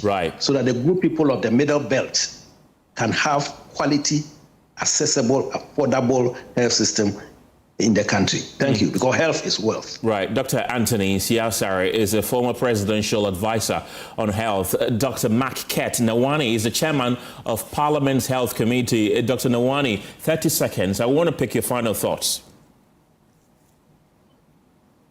My final thoughts is that the NDC is focused on completing all these projects, including Sewua and Afari. And they shouldn't misquote me to say that I'm saying that other regions are more important than Ashanti. We are adding other regions, but we are not removing Ashanti. Let it be clear to him. Yes. And I hope that other stakeholders and other citizens would hold the NDC in trust and will complete the projects that have been left abandoned by the previous government. Dr. Maket Nawani, thank you very much. He's the chairman of Parliament's Health Committee. Dr. Kingsley Agyeman, same for you. Okay, so all that these hospitals need is people to work in. Employ nurses and doctors to go and work. It's as simple as that. You have a facility with demand exceeds supply. Yet you are constructing markets, 261, and you are saying that is not over ambitious. That's fine, no problem. All that you are saying is that let the nurses, doctors who are unemployed, there's work for them. Employ them to go and work. The Honorable Minister for Finance should go to should look at the Ministry of Health budget and release funds for them. I was expecting my colleague to impress on the Minister of Finance to make funds available, which I know has been his dream and his advocacy. So, Honorable Akufo-Addo, all these facilities, give clearance so that the good economy you say you have built should be able to employ nurses and doctors to go and work in these facilities. Simplicity. Dr. Kingsley Agyeman, thank you very much. He's a member of Parliament's Health Committee. You're still watching The Pulse here on Joy News, and let's bring you more health stories this afternoon because activities at the outpatient department of the Akufo-Addo Teaching Hospital are fully resumed, with patients being called in and assigned to their respective doctors, while those with scheduled appointments are being attended to. This relief returned to patients after the suspension of a 4-day strike by doctors over the suspension of the hospital's CEO. Hospital sources confirmed that doctors and other health workers have resumed full-time duties, leading to a significant number in service delivery. The OPD, which had witnessed reduced activity during the industrial action as patients sought care at peripheral health facilities, has today been crowded with patients receiving treatment and consultations. Clinton Yabua has more. 3 of those hospitals. Since then, nothing has happened here. Joel Kweku is a unit committee chairman. Right, so let's stay in the Ashanti region, and Clinton Yabua has been at the hospital all day, gauging the current situation, and is joining me for more. Clinton, what did you find when you visited the OPD of the Akufo-Addo Teaching Hospital? And I must say that the communication to the suspension of the strike, the industrial action has really trickled down to the hospital, doctors, among doctors and patients, because we didn't just find doctors who have returned back to their post. We also find that the OPD itself was very much overcrowded. As we speak, there are a lot of patients at the OPD. Even their waiting area is full as we speak, and the numbers are still trooping in.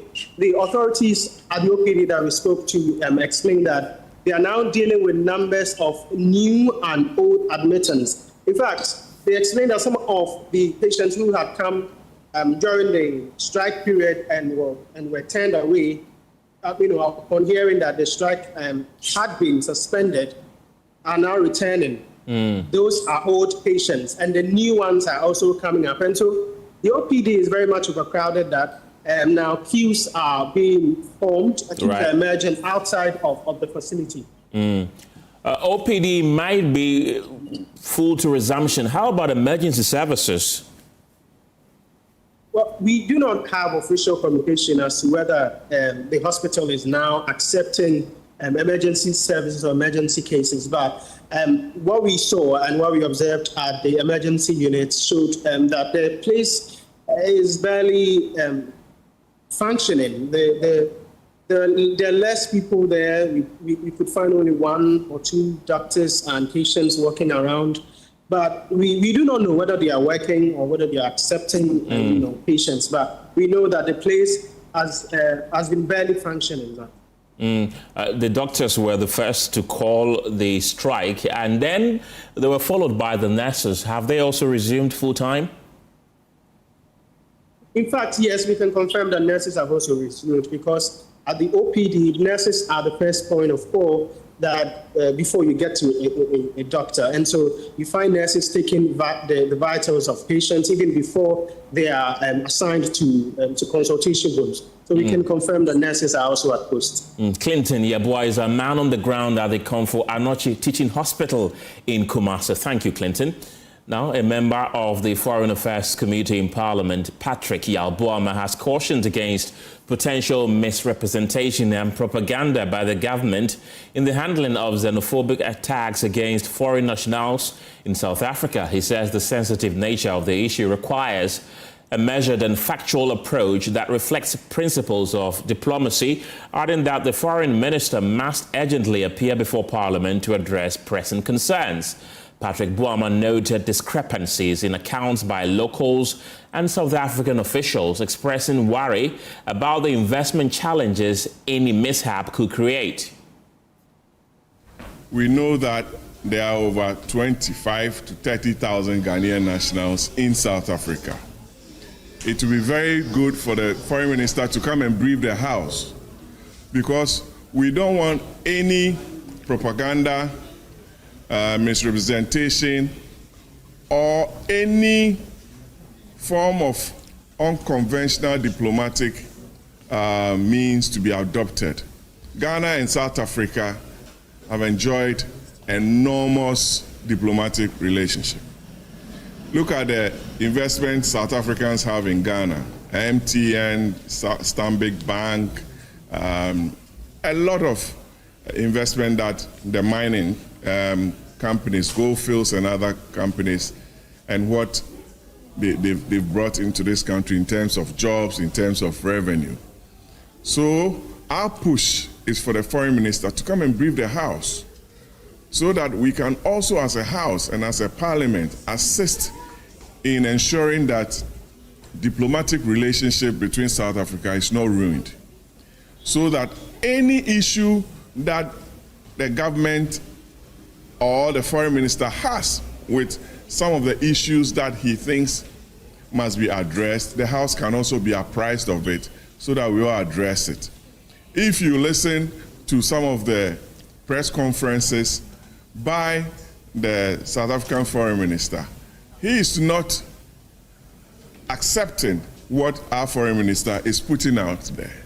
So it means there's some issue that has to be addressed if the foreign minister appears and we ask him questions. The minority in parliament is also demanding the foreign affairs minister appears before the House. If you registered over 1,500 Ghanaians and you've been able to evacuate only 300, what is happening to the rest of our nationals? What is going to happen with those who did not register? Because we know that a lot of Ghanaians occupy top positions in South Africa in many institutions or companies, the municipalities, the defense sector, and in other financial institutions there. We don't want this situation to derail our relationship with South Africa. So it's very important that the foreign minister appears before the House. I've been calling on him to appear before the House so that we can interrogate matters dispassionately. Diplomacy has nothing to do with propaganda and mischief. He may have a case, the South Africans may have a case with immigration or migration issues. We may also have a point as a House to assist in addressing the matter. So I think our call must be heeded by the leadership of Parliament, by the Speakership, to invite the Foreign Minister. It's getting to over a month now. We haven't heard from the Foreign Minister on this particular issue, very important issue, and we think it's about time that we put it out there to put on some pressure or pile on some pressure to get him to appear before the House. That's MPP MP Patrick Yalboama there. He's also been accusing the Foreign Affairs Minister of making social media posts instead of coming to Parliament. In the country, like he always rushes to the House to brief us on e-visas and what have you, he should come to the floor. He should stop tweeting and posting. We are the people's representatives. The people in South Africa, they have reps in the chamber. If the person is from Takrady, Honorable Daku Mensah is the person's MP. If the person is from Abeka, Boama is the person's MP. So we'll find a way to even reach out to our constituents out there to help solve some of the matters that we are being confronted with.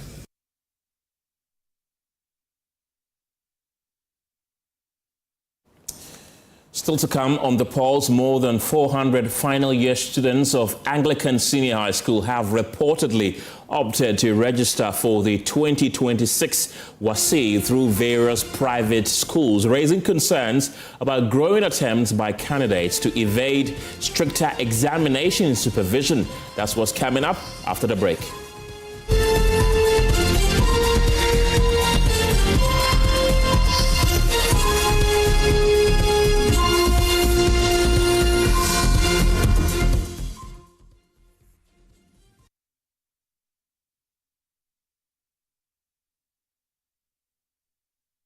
Cadbury hot chocolate. Crafted from cocoa, milk, and sugar. Creamy, chocolatey, frothy goodness, rich taste, so satisfying. Cadbury goodness, the treats you deserve every day. Mom, so Kidivite contains 12 vitamins? Yes, 12 essential vitamins that growing bodies need. So we'll grow healthy and strong. And smart? Absolutely.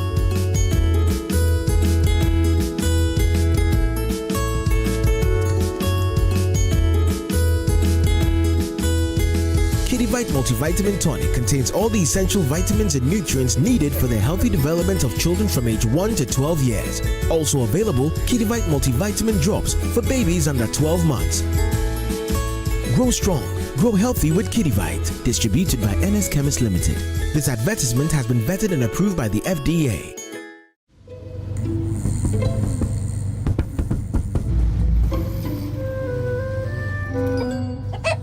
Numerous cases of people falling asleep have been reported across the African continent.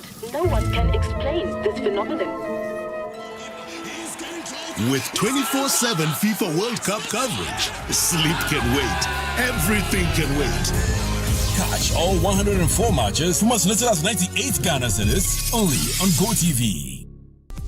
Did you know that Ghana currently spends more than 8 billion Ghana cedis annually importing food that can be produced locally? That is why this June, Joy Business and the Super Morning Show, in partnership with the Federation of Associations of Ghanaian Exporters, FAGE, bring you the Joy Agribusiness Month 2026 under the theme, From Soil to Sovereignty, Building Ghana's Agricultural Self-Reliance Through Innovation. Join us on the Joy Super Morning Show, Joy News, and across Joy Business platforms for a month-long national conversation on Ghana's food security and agribusiness future. Week 1 focuses on government policy, trade and financing for food sovereignty. Week 2 explores research, innovation, mechanization. Week 3 examines infrastructure, value addition, youth participation and agricultural financing, while Week 4 highlights opportunities across key horticulture value chains. The final week looks at consumer power and Ghana's roadmap to food sovereignty by 2030. Stay tuned to Joy FM and Joy News.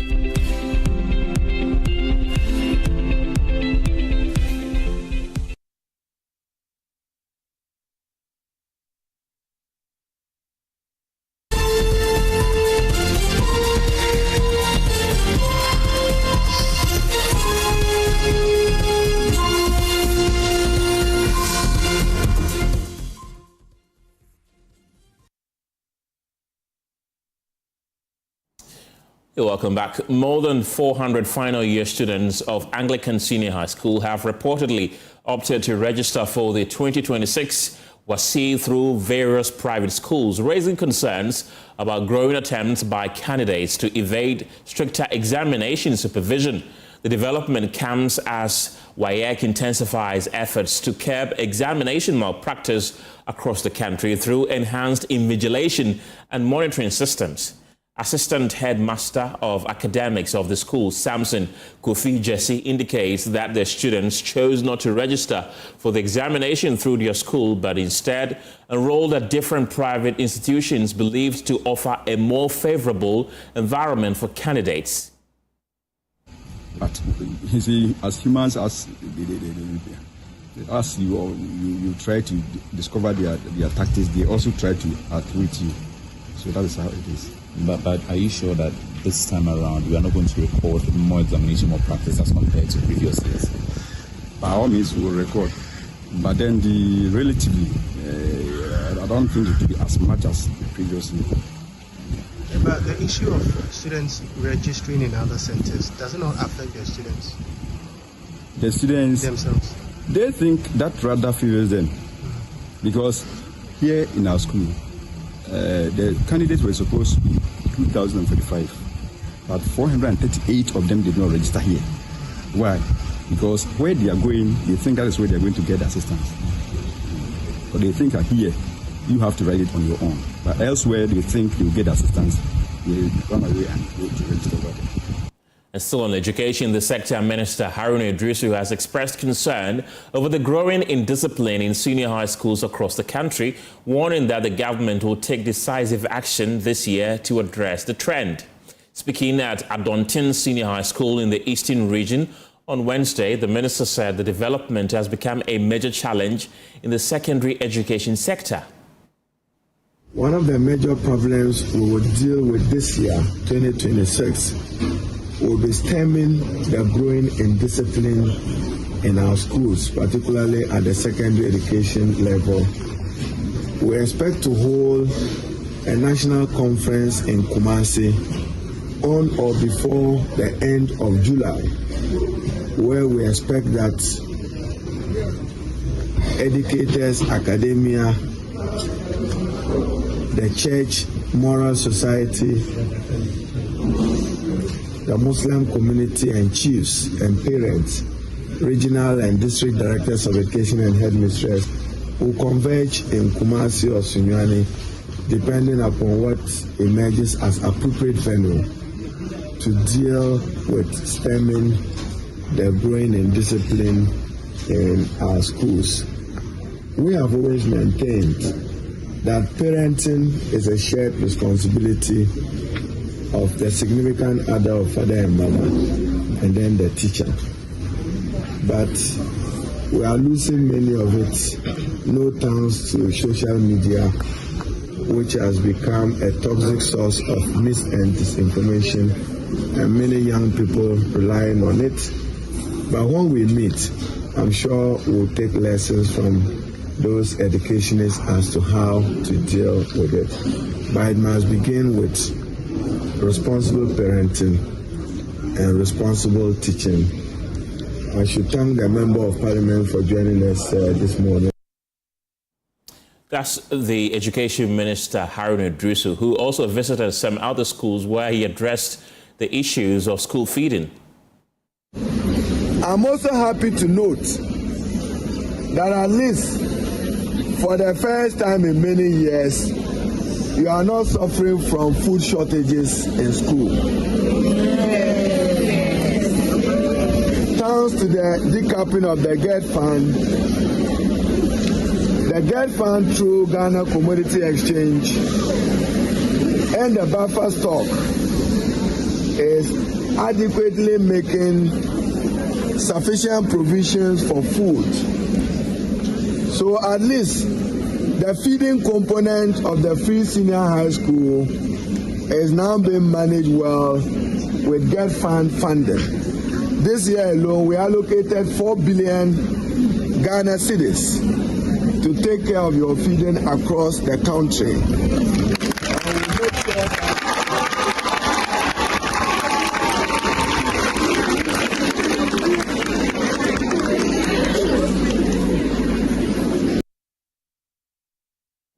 Well, he also revealed plans to expand educational infrastructure. Let me be concluding as you are closer to getting onto your seats. Only next week, the World Bank will meet on the 16th of this month to give approval to what we have promised of expanded infrastructure. We intend to convert 30 Category C schools to B and 20 Category B schools to A with $300 million for expanded infrastructure across the country. We will make a special provision for Category A schools like Iburi Girls so that you benefit from an added infrastructure. I see that from headmistress. I should thank her for the leadership she's providing.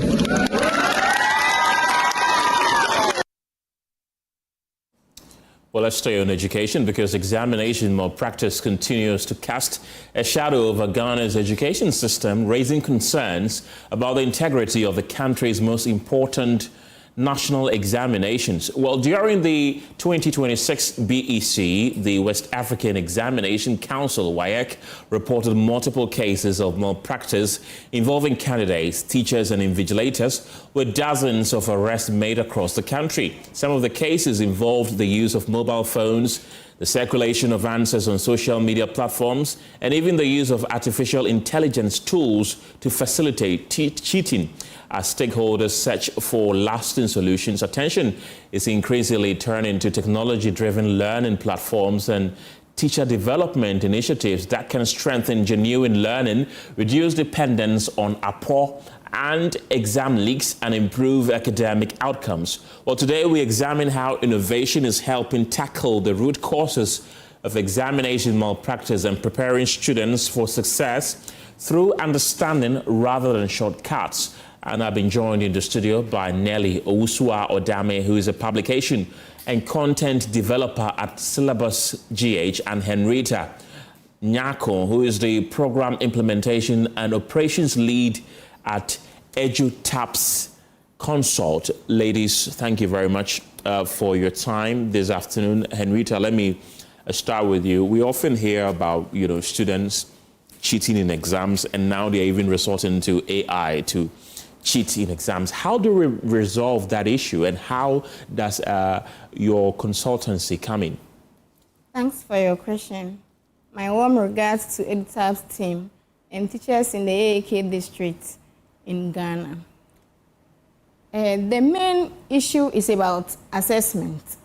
When teachers are being trained to get the competence and the skills in certain high valid,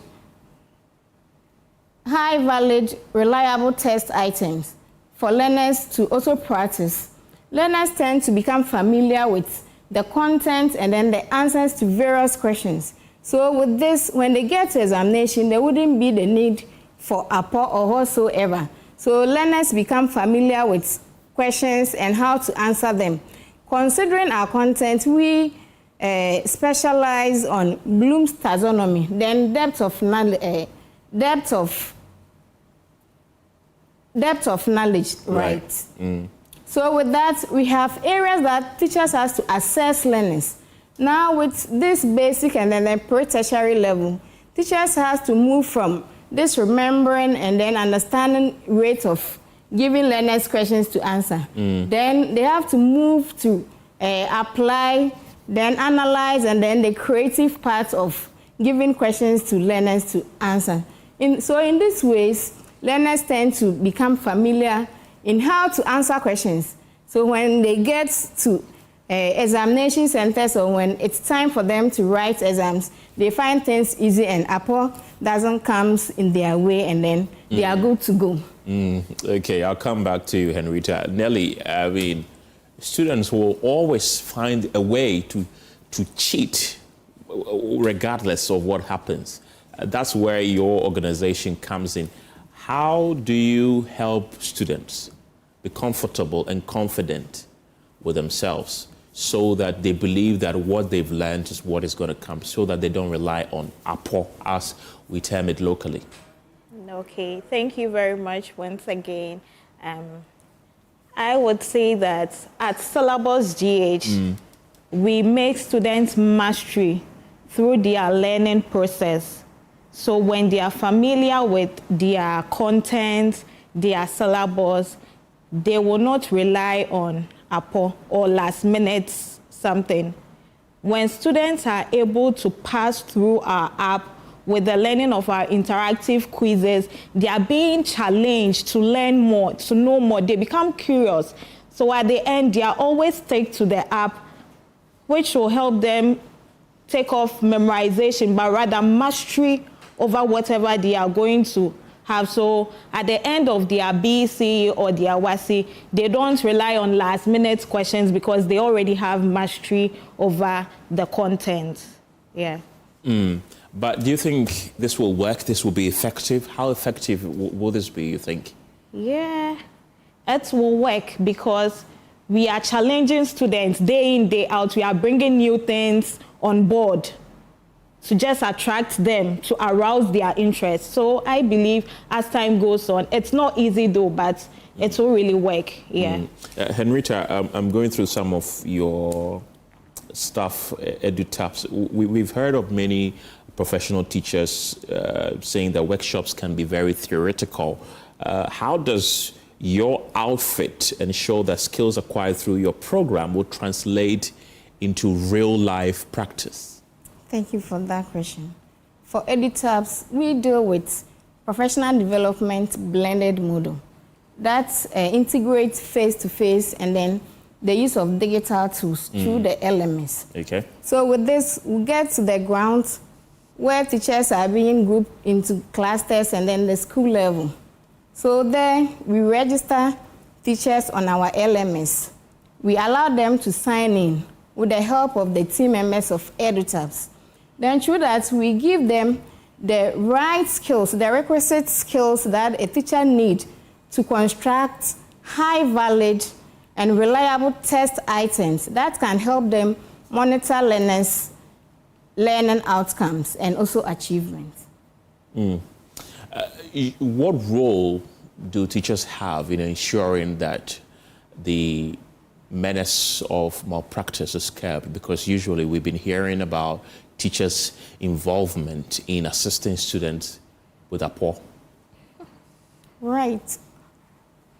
With teachers, I know if you are able to cover all your content with learners, and then you assure learners that whatever you've given them will be the main thing they are going to answer questions on during their summative exam or formative exam, I think this will curb the situation in APO and then the malpractices aspect. And also, when teachers are involved in these malpractices, I think they should resist from those attitudes for learners to also know their way in the teaching and learning, ways. So this is what I have. Right. Nelly, there are often the time that people say that APO there, it's indispensable in our in our educational system. This is just by the way. Have you had APO before? Why not? But it didn't come. Oh, so you've actually had APO before? Experience of that, yeah. But how many times? Not once, I guess. Oh, so it happened once. Since it didn't drop, I just had to take my mind out of it. Yeah. Are you sure? Oh, very sure. I was disappointed, so I just had to, focus and follow my trend. Yeah, that is learning what I've been taught. And but if yours didn't come, others came. So some will say, why do you want to take the source of happiness for students in exam from them?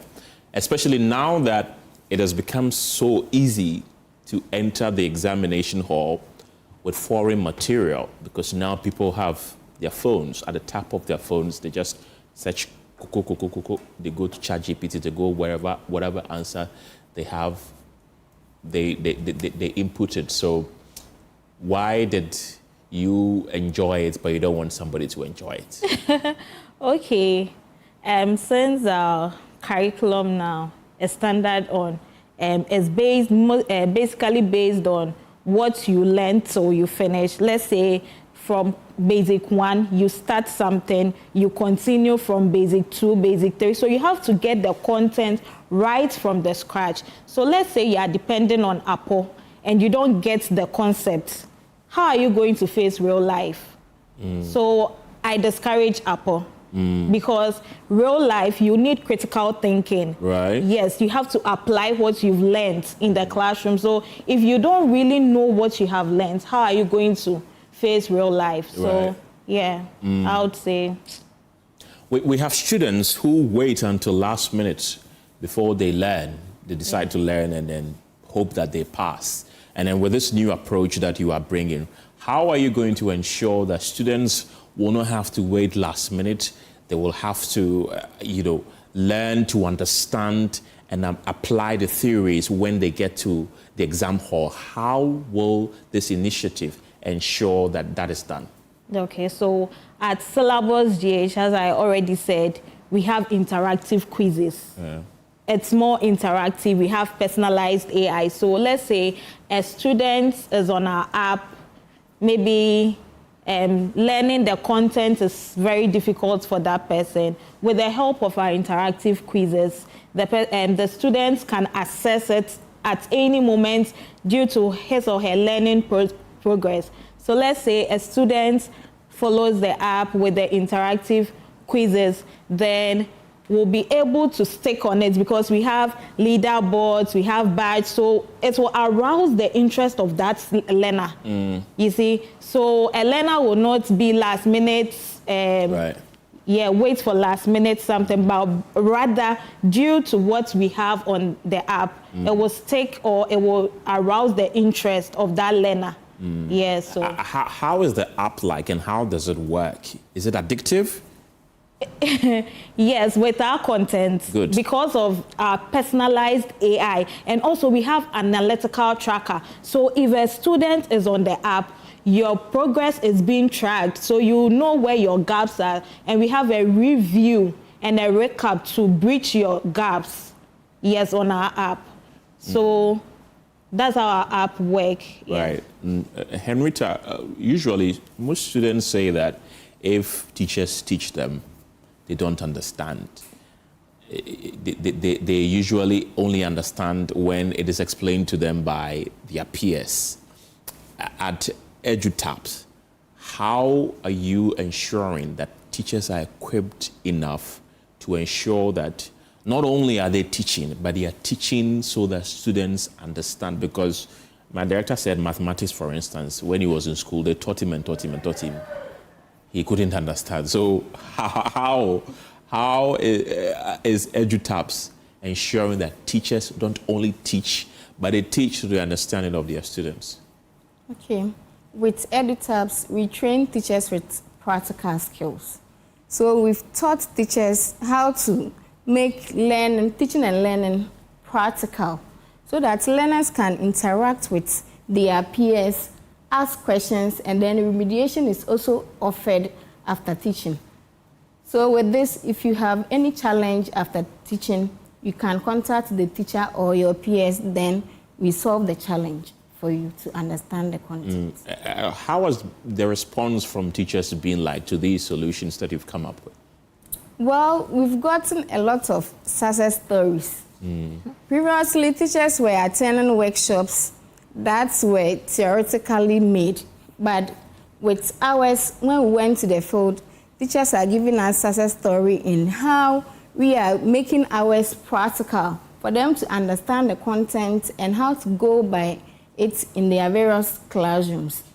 And with EduTaps, the main problem we are solving is assessment.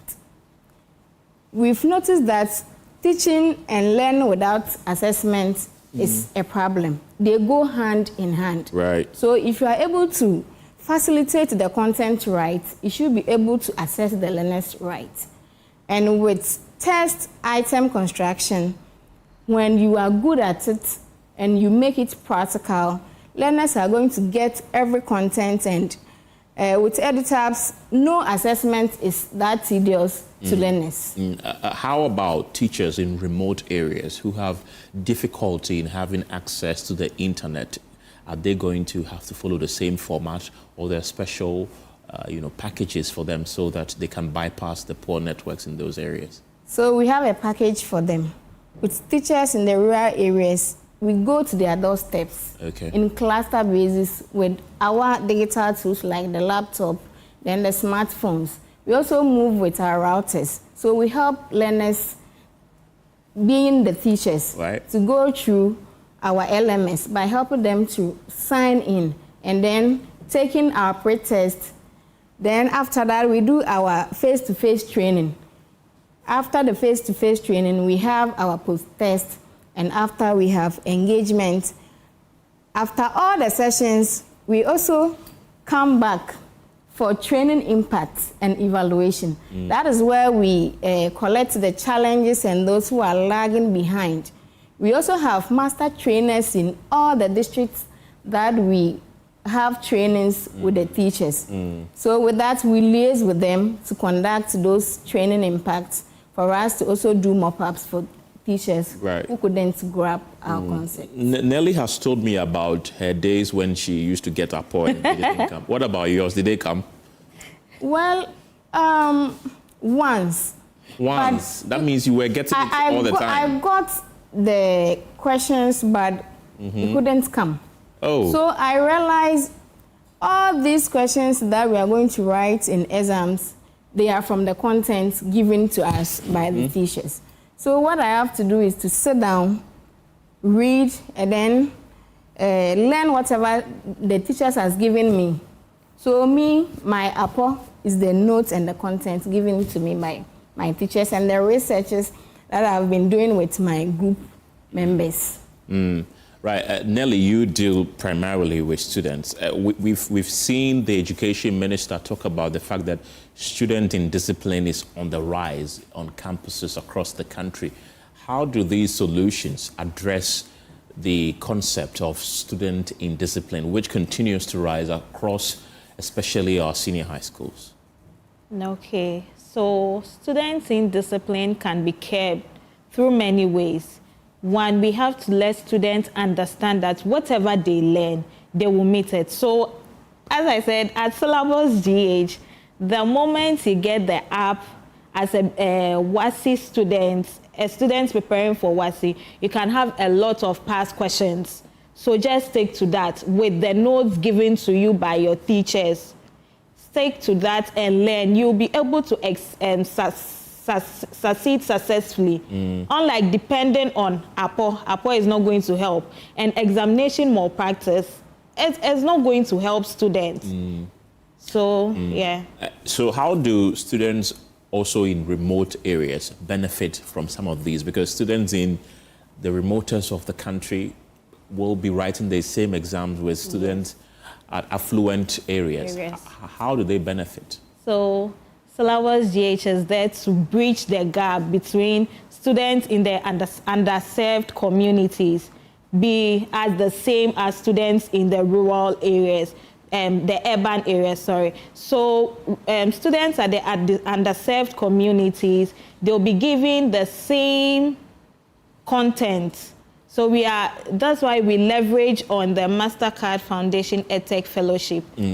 Through their funds and their support, we'll be able to optimize to zero data so that each and everyone could come on board and learn progressively. The concept, these are the departing words that I want to pick from you. The concept of cheating, it goes a long way. It's a whole network. I mean, during the BEC this year, we saw twins, in fact, twins exchanging papers. One of them would write and then pass it over to the other. And then when it's done, they will exchange again. So it's a ring, it's a bigger network, not only the students, but teachers and even invigilators. We hear about people paying monies, students paying monies at the end of the day to teachers and invigilators. What would be your advice to teachers who aid in cheating in exams? Well, my advice to them is to treat the content that they have to with the learners. Because if the learners have the content, there wouldn't be any way that they would pay for teachers to help them in cheating in examination. And then to the learners, I'm telling them that whatever the content given them, they should find time, appropriate time to revise them. Because the same contents are coming to the examination. They have to sit down and then write. And when they cheat in examination and they climb the ladder to a higher institution, you tend to know that the result that they went with wasn't their true result. That's true. And with this, I'm telling them, and to parents too, they should guide their learners when they come home they should guide them. They should set places for them to study so that in the future we'll get workers who are reliable. Thank you for that. And Nelly, to you too. Usually we see students who rely solely on APO to the extent that when they go to the exam hall, they don't write anything because they have nothing in their mind. They are just waiting for the invigilator to turn away so that they bring out the APO and start writing. What would be your advice to such a student? Okay, my advice to such a student is, students, please learn on your own. We are in a technology era, and I entreat each student to learn outside the classroom, teacher-student learning. You have access to all digital learning aids, so you can use that in research to help you be abreast of whatever you want to know, so that you not rely on APO. At least if you are able to do a research, you'll be able to cover more of what is in the classroom, and you'll be able to know things which are not even aligned to whatever you are learning in the classroom. At the end, you'll be able to write something at the examination hall. So you should do away with APO, last-minute APO. Great advice. Nelly Owusu-Odam is the publication and content developer at Syllabus GH. Henrietta Nyako is the program implementation and operations lead at EduTaps Consult. Ladies, thank you very much for passing through the studio this afternoon. Thank you. Now, the Ghana Institution of Engineers is raising concerns over what it describes as persistent regulatory non-compliance and unsafe construction practices following a series of building collapses across the country. The latest findings come just days after a 3-story building collapsed at the North Industrial Area in Accra, killing 3 people and renewing concerns about construction standards and enforcement. According to the institution, preliminary assessments point to a combination of factors, including unauthorized engineering modifications, changes in the intended use of buildings, and the engagement of unqualified persons in critical construction activities. The engineers are also cautioning against attributing building failures solely to environmental factors, insisting that human actions and regulatory lapses remain high. In some cases, we observed what is commonly referred to as pancake collapse, where a floor fails subsequently under their own weight and lands on the next floor. Now let's look at systematic deficiencies, shared responsibility of citizens and state institutions. Our investigations reveal that many of the collapsed buildings were constructed without adequate professional supervision. A key challenge within the sector is the circumvention of established regulatory processes by some developers. However, we must also be candid that these failures are not solely attributable to private actors. By law, developers are required to obtain building permits supported by approved technical documentation and to await formal authorization before commencing construction. Once permits are issued, the head of works is expected to be notified so that a representative can be assigned to monitor construction at every stage. In practice, however, developers often assume the role of project managers, engaging artisans. That is not to say that artisans are not crucial in our built environment, no. Instead of licensed engineers and architects. At the same time, enforcement by some state institutions remain weak, with insufficient inspection and delayed responses to violation, including breaches of stop work orders.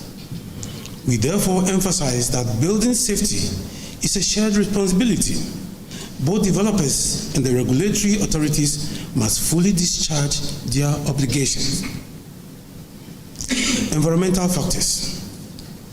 We wish to clarify the role of environmental conditions in the recent incidents.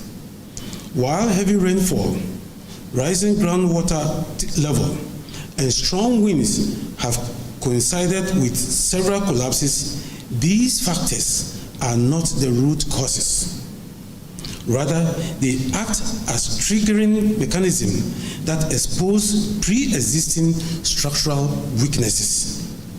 In particular, elevated water tables during the rainy season adversely affect shallow or poorly designed foundations as observed at both the Adenta and Aveno sites. The institution says it has reviewed several recent building collapse incidents. They have been sharing their findings. Our investigations have identified serious deficiencies in foundation design and execution. At the Adenta site, exposed foundations suggest that required embedment depths were not achieved, raising concerns about compliance with fundamental geotechnical standards. At the Aveno site, we observed shallow foundations constructed in a high water table environment with significant fill material. The foundation system employed reinforcement and footing dimensions typical of minor perimeter structure rather than a multi-story commercial building. We must state unequivocally that such foundation systems are structurally inadequate to support the imposed loads. Samples have been collected and submitted for laboratory testing to verify compliance with relevant engineering specifications. Now let's look at regulatory non-compliance. We have observed a recurring and deeply troubling trend: construction activities commencing without statutory approvals. In several cases, projects proceeded without approved architectural drawings, structural designs, or valid building permits. In addition, we noted instances where official stop work orders issued by metropolitan, municipal, and district assemblies were ignored. They also raised concerns about regulatory compliance. We are of the strong view that enforcement mechanisms must be significantly strengthened. This includes prosecutions, demolition orders in extreme cases, court injunctions, and closer coordination with law enforcement agencies to ensure compliance with regulatory directives. We also call on citizens to play an active role. Public vigilance is essential. Communities must report suspicious or unauthorized construction activities to the appropriate authorities. Government has indicated its intention to proceed with one of its toughest measures yet to address Accra's perennial flooding problem, with more buildings situated on waterways expected to be demolished in the coming days. Returning from official visit to the UK and Belarus, President John Mahama did not mince words when he said the indiscipline of building in waterways and dumping refuse into drainage systems must come to an end. The president gave an indication that additional structures obstructing waterways will be pulled down as the Anti-Flood Task Force and NADMO and other relevant agencies prepare to submit a comprehensive assessment of buildings located within restricted waterways and flood-prone areas. That you know is in a restricted area, which is a waterway, is not supposed to be sold. And so you should not sign the permit for them to build. But some of the houses have building permits. How did they get them? You know, so we have to do some soul searching. And I think government must be firm in doing what it has to do in order that we stop this perennial flood issue. We shouldn't be like the vulture who says he will repair his roof when the rain stops. When the rain stops, then we forget about it. The vulture forgets until the next rain comes, and he promises again to repair the roof. This time, if we repair the roof, we have to really work and repair it.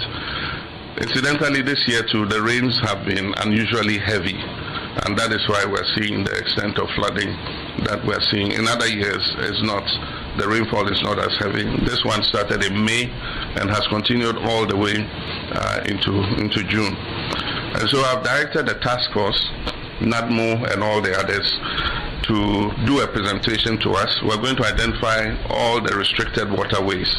And when they have done that, I'm giving the directive that they should go ahead and do what they have to do.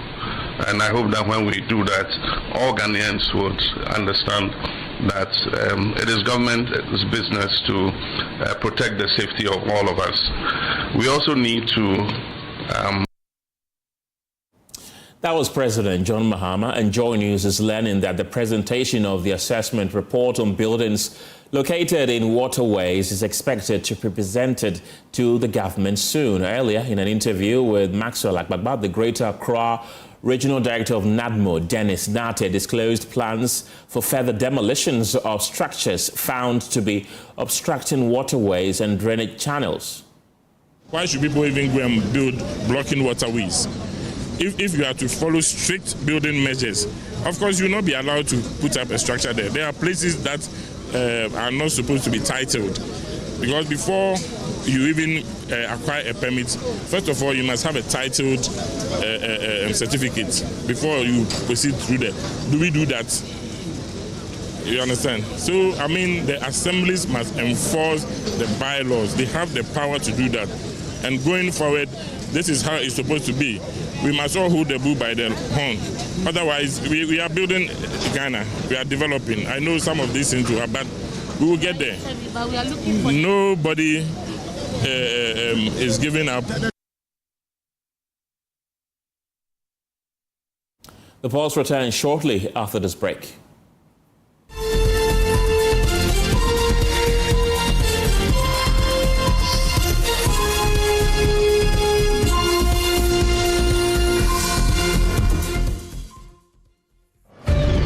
This Friday on Personality Profile, meet Professor Joseph Ofori-Dankwa, an Achimota old boy whose journey has taken him from Kotokroba to the halls of academia in the United States. I recall myself just a few years ago with Afro.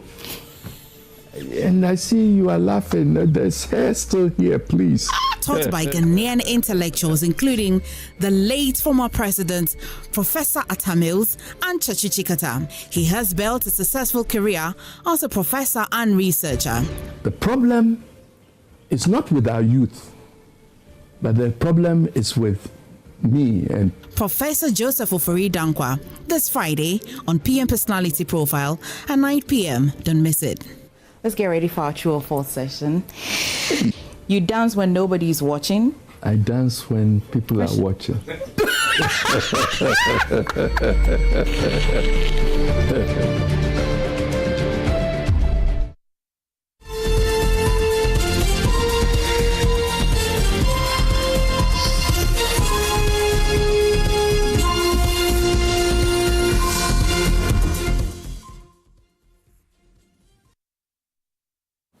Hello again. Timber traders in Techiman say doing business has become increasingly difficult as they describe as excessive checkpoints continue to slow the movement of wood products across parts of the country.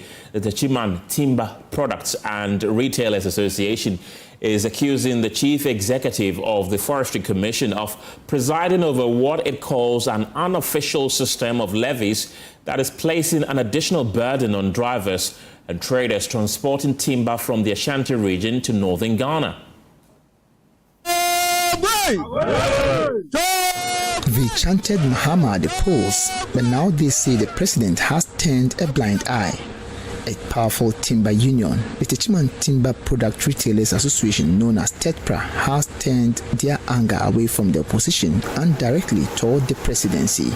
Since the change of the government till now, which has to do with so many people mounting different kind of checkpoints on our roads day after day and weeks after weeks, is worrying and stopping us from doing our timber business to care for our families and children.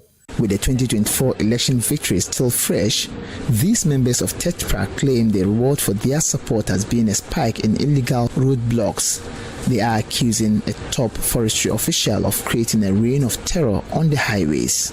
Perhaps we say the CEO of the Ghana Forestry, Dr. Hugh C.A. Brown, is sabotaging the NDC government by leading this disturbing happening, which we are facing because he is not ready to listen to our cry. Alhaji Mohammed Abdullahi, a TETPRA member and with over 20 years experience, says after bringing the NDC to power, the administration has succeeded in mounting new checkpoints affecting their operations. Your Excellency, please, this is what we do to end our life. This is what we do to end our future. This is what we do to feed our family and even pay their school fees, our children's school fees. So please, Your Excellency, please, the First Lady, Lordina, please, Vice President, you are our mothers, so you have to look into this matter. He adds that the new situation, if not checked, will force the people to take the law into their own hands. The whole business was moving well. And where is this security from? So do you want to collapse our business? You forget that you'll be coming here 2028 for another vote after the 1 or 2 weeks. If we don't see any help or we don't hear from you, please. You know, a child, if he's hungry, he will go mad or even doing otherwise.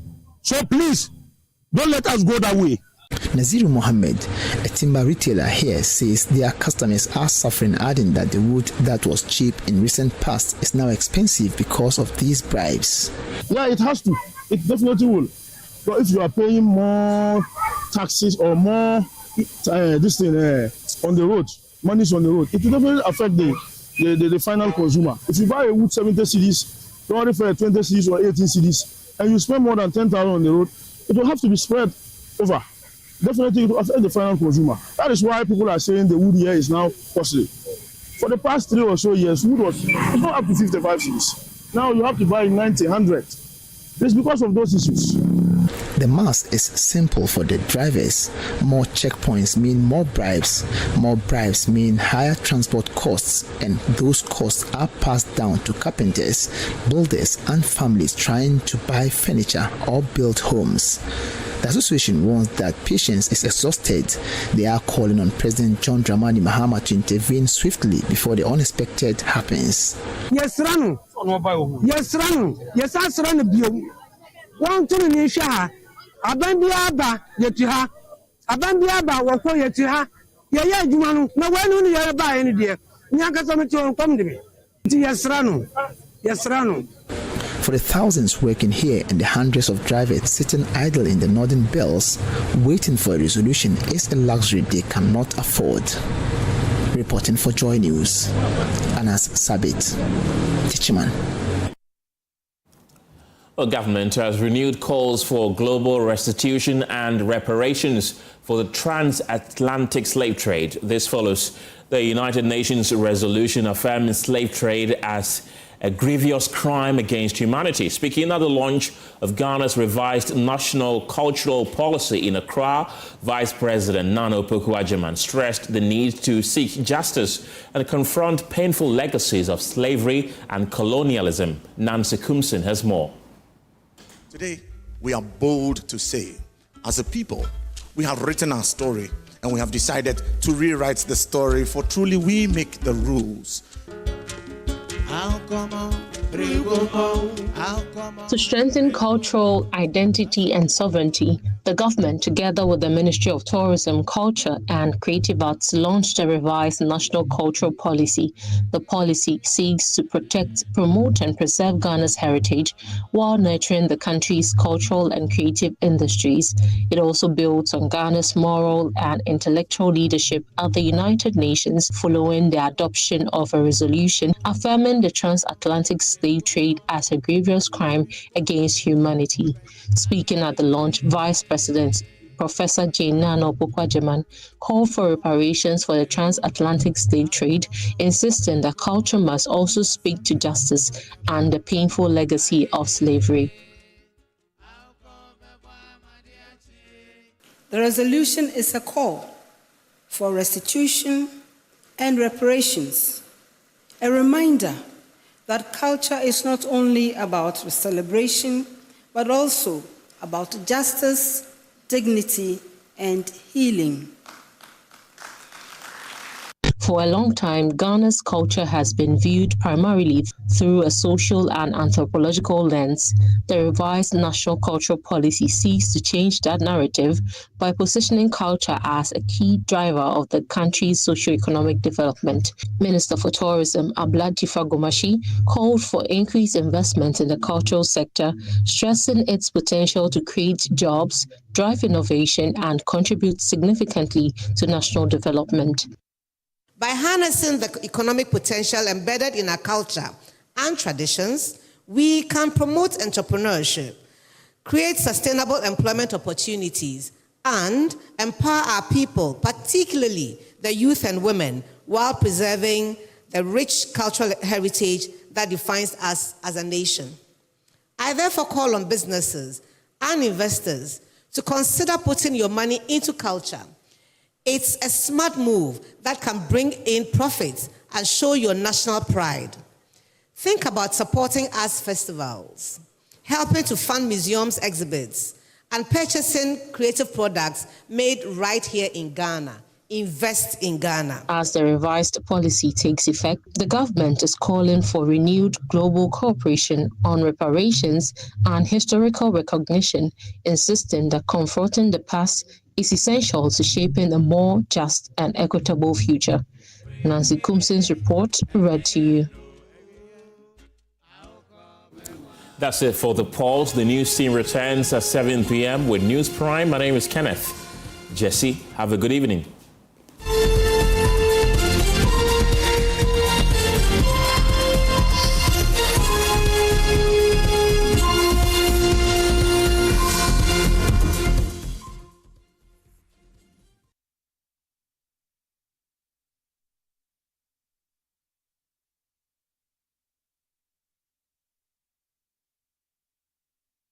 This week on the Career Trail. I normally don't talk about my childhood because I had a very awkward childhood. The second time that they came, they took him away for a long time, beat him till he started coughing blood. So I saw a lot of these pains. There's not been any menial job that I haven't done. The only time I had a Christmas dress was I did a corn farm. I remember it was some dot, white and red, and then the white trousers that time, tight here, and then the baggy one. And then there was a rubber shoe called Montaki Polo. God has a sense of humor. When he has great things for you, he makes your beginning very humble.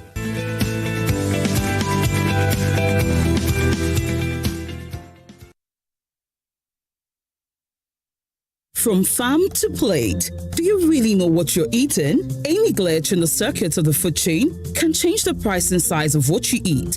Technology has changed the face of farming, but how is Ghana plugging in? Join Jesse Aram Agbakpo, Emmanuel Bright Kweku on the food chain as they project startups in the agri sector, highlight the gains and plight of industry players while engaging with experts for more insights in agri-related issues. Food chain, everything agriculture and more, as during the Joy Business Report every Thursday at 1 p.m. on Joy FM and every Saturday at 6 p.m. on the Joy News channel, with a repeat on Tuesdays at 2:30 p.m.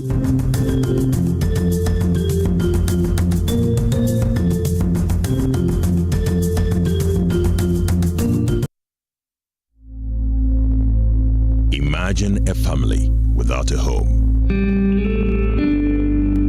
Imagine a song without a voice. Imagine a church without prayers.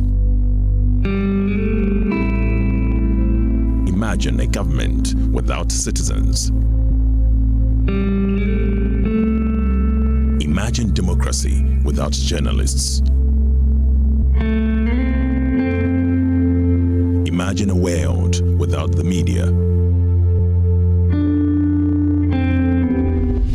life is full of issues and stories about people, communities, and governments. Stories that have to be told by well-trained journalists. That's why you can't imagine news without Joy News.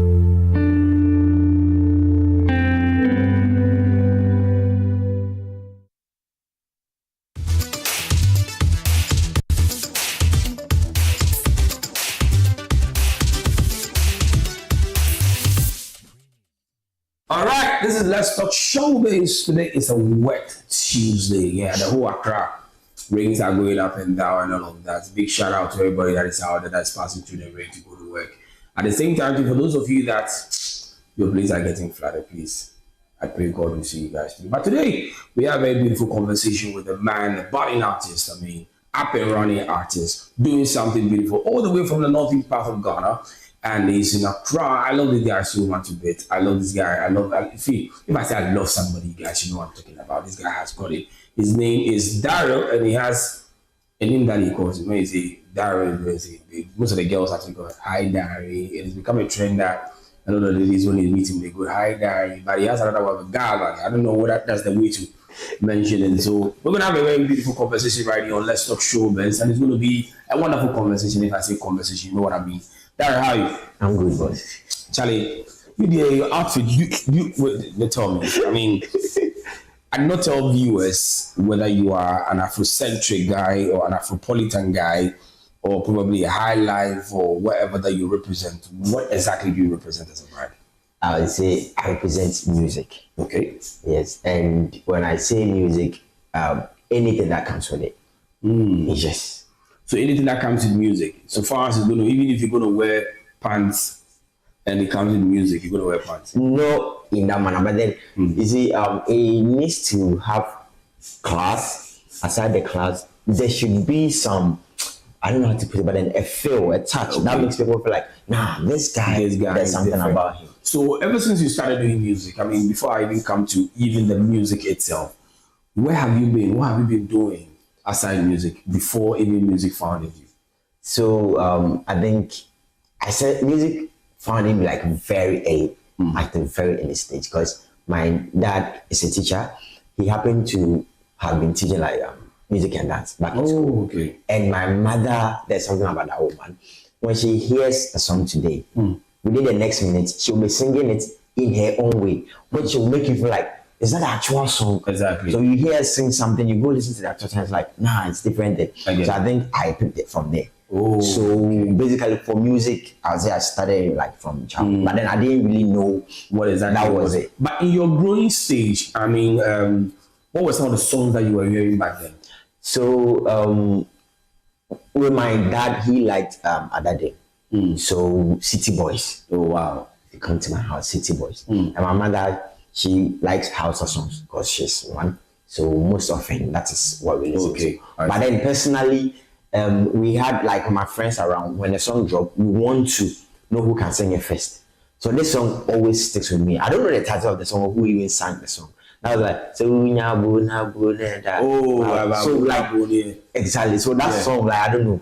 I just kind of listen to them, and I think from along the lines I listen to Florian Ponsa, where you're doing the Cinderella. Because I just, anything about love, I like it.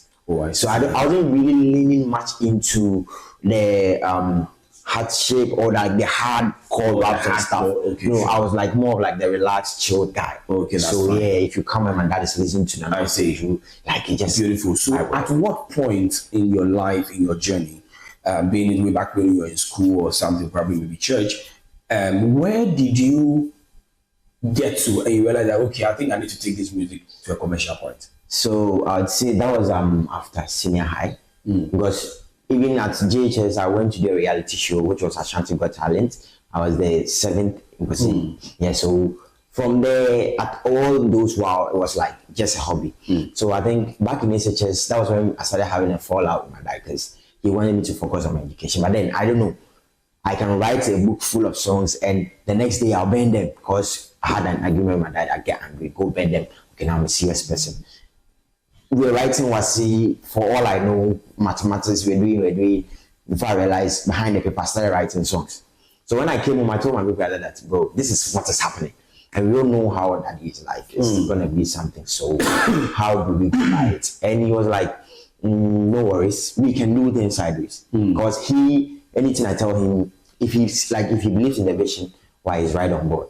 So I think that was it. Big shout out to Big Brother. I mean, for you to have a big brother who actually believes in your talent, believes in your core, and is ready to support you. I mean, that is. So if I should say currently your brother happens to be more or less like a backbone, more or less like a manager sort of, who is actually pushing you to get to where you're supposed to get to, because when you get to that point, there was nobody that you can actually rely on, because mom, dad wants you to, be a lawyer. Exactly. You want you to be a lawyer. Yeah. I think that's why sometimes he likes to dress. Because I've seen this guy most of the times, he's always looking dapper and he's always having long sleeves with tie.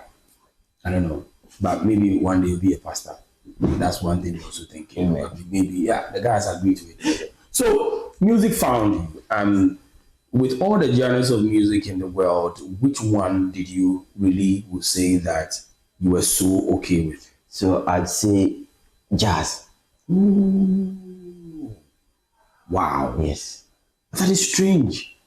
Yes. So there's something about jazz that I don't know how to explain it, but then it just gets me all like gassed up. I don't know whether it's the saxophone.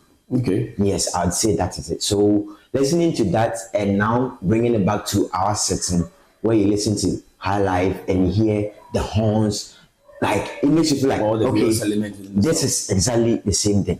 So it made me, I listen to jazz, then I come back, listen to High Life, come back, listen to that. But then because I didn't, I'm still finding myself, so testing waters and stuff, so I had to lean into the Afrobeats, I had to lean into this to like actually make up something. But the sound I'm really like eager to pioneer, I would say is high jazz. So when I say high jazz, that is High Life with jazz. So it's basically an alternative music. Wow. Very alternative. I mean, High Life and jazz, high jazz. You heard it here first. I mean, high jazz.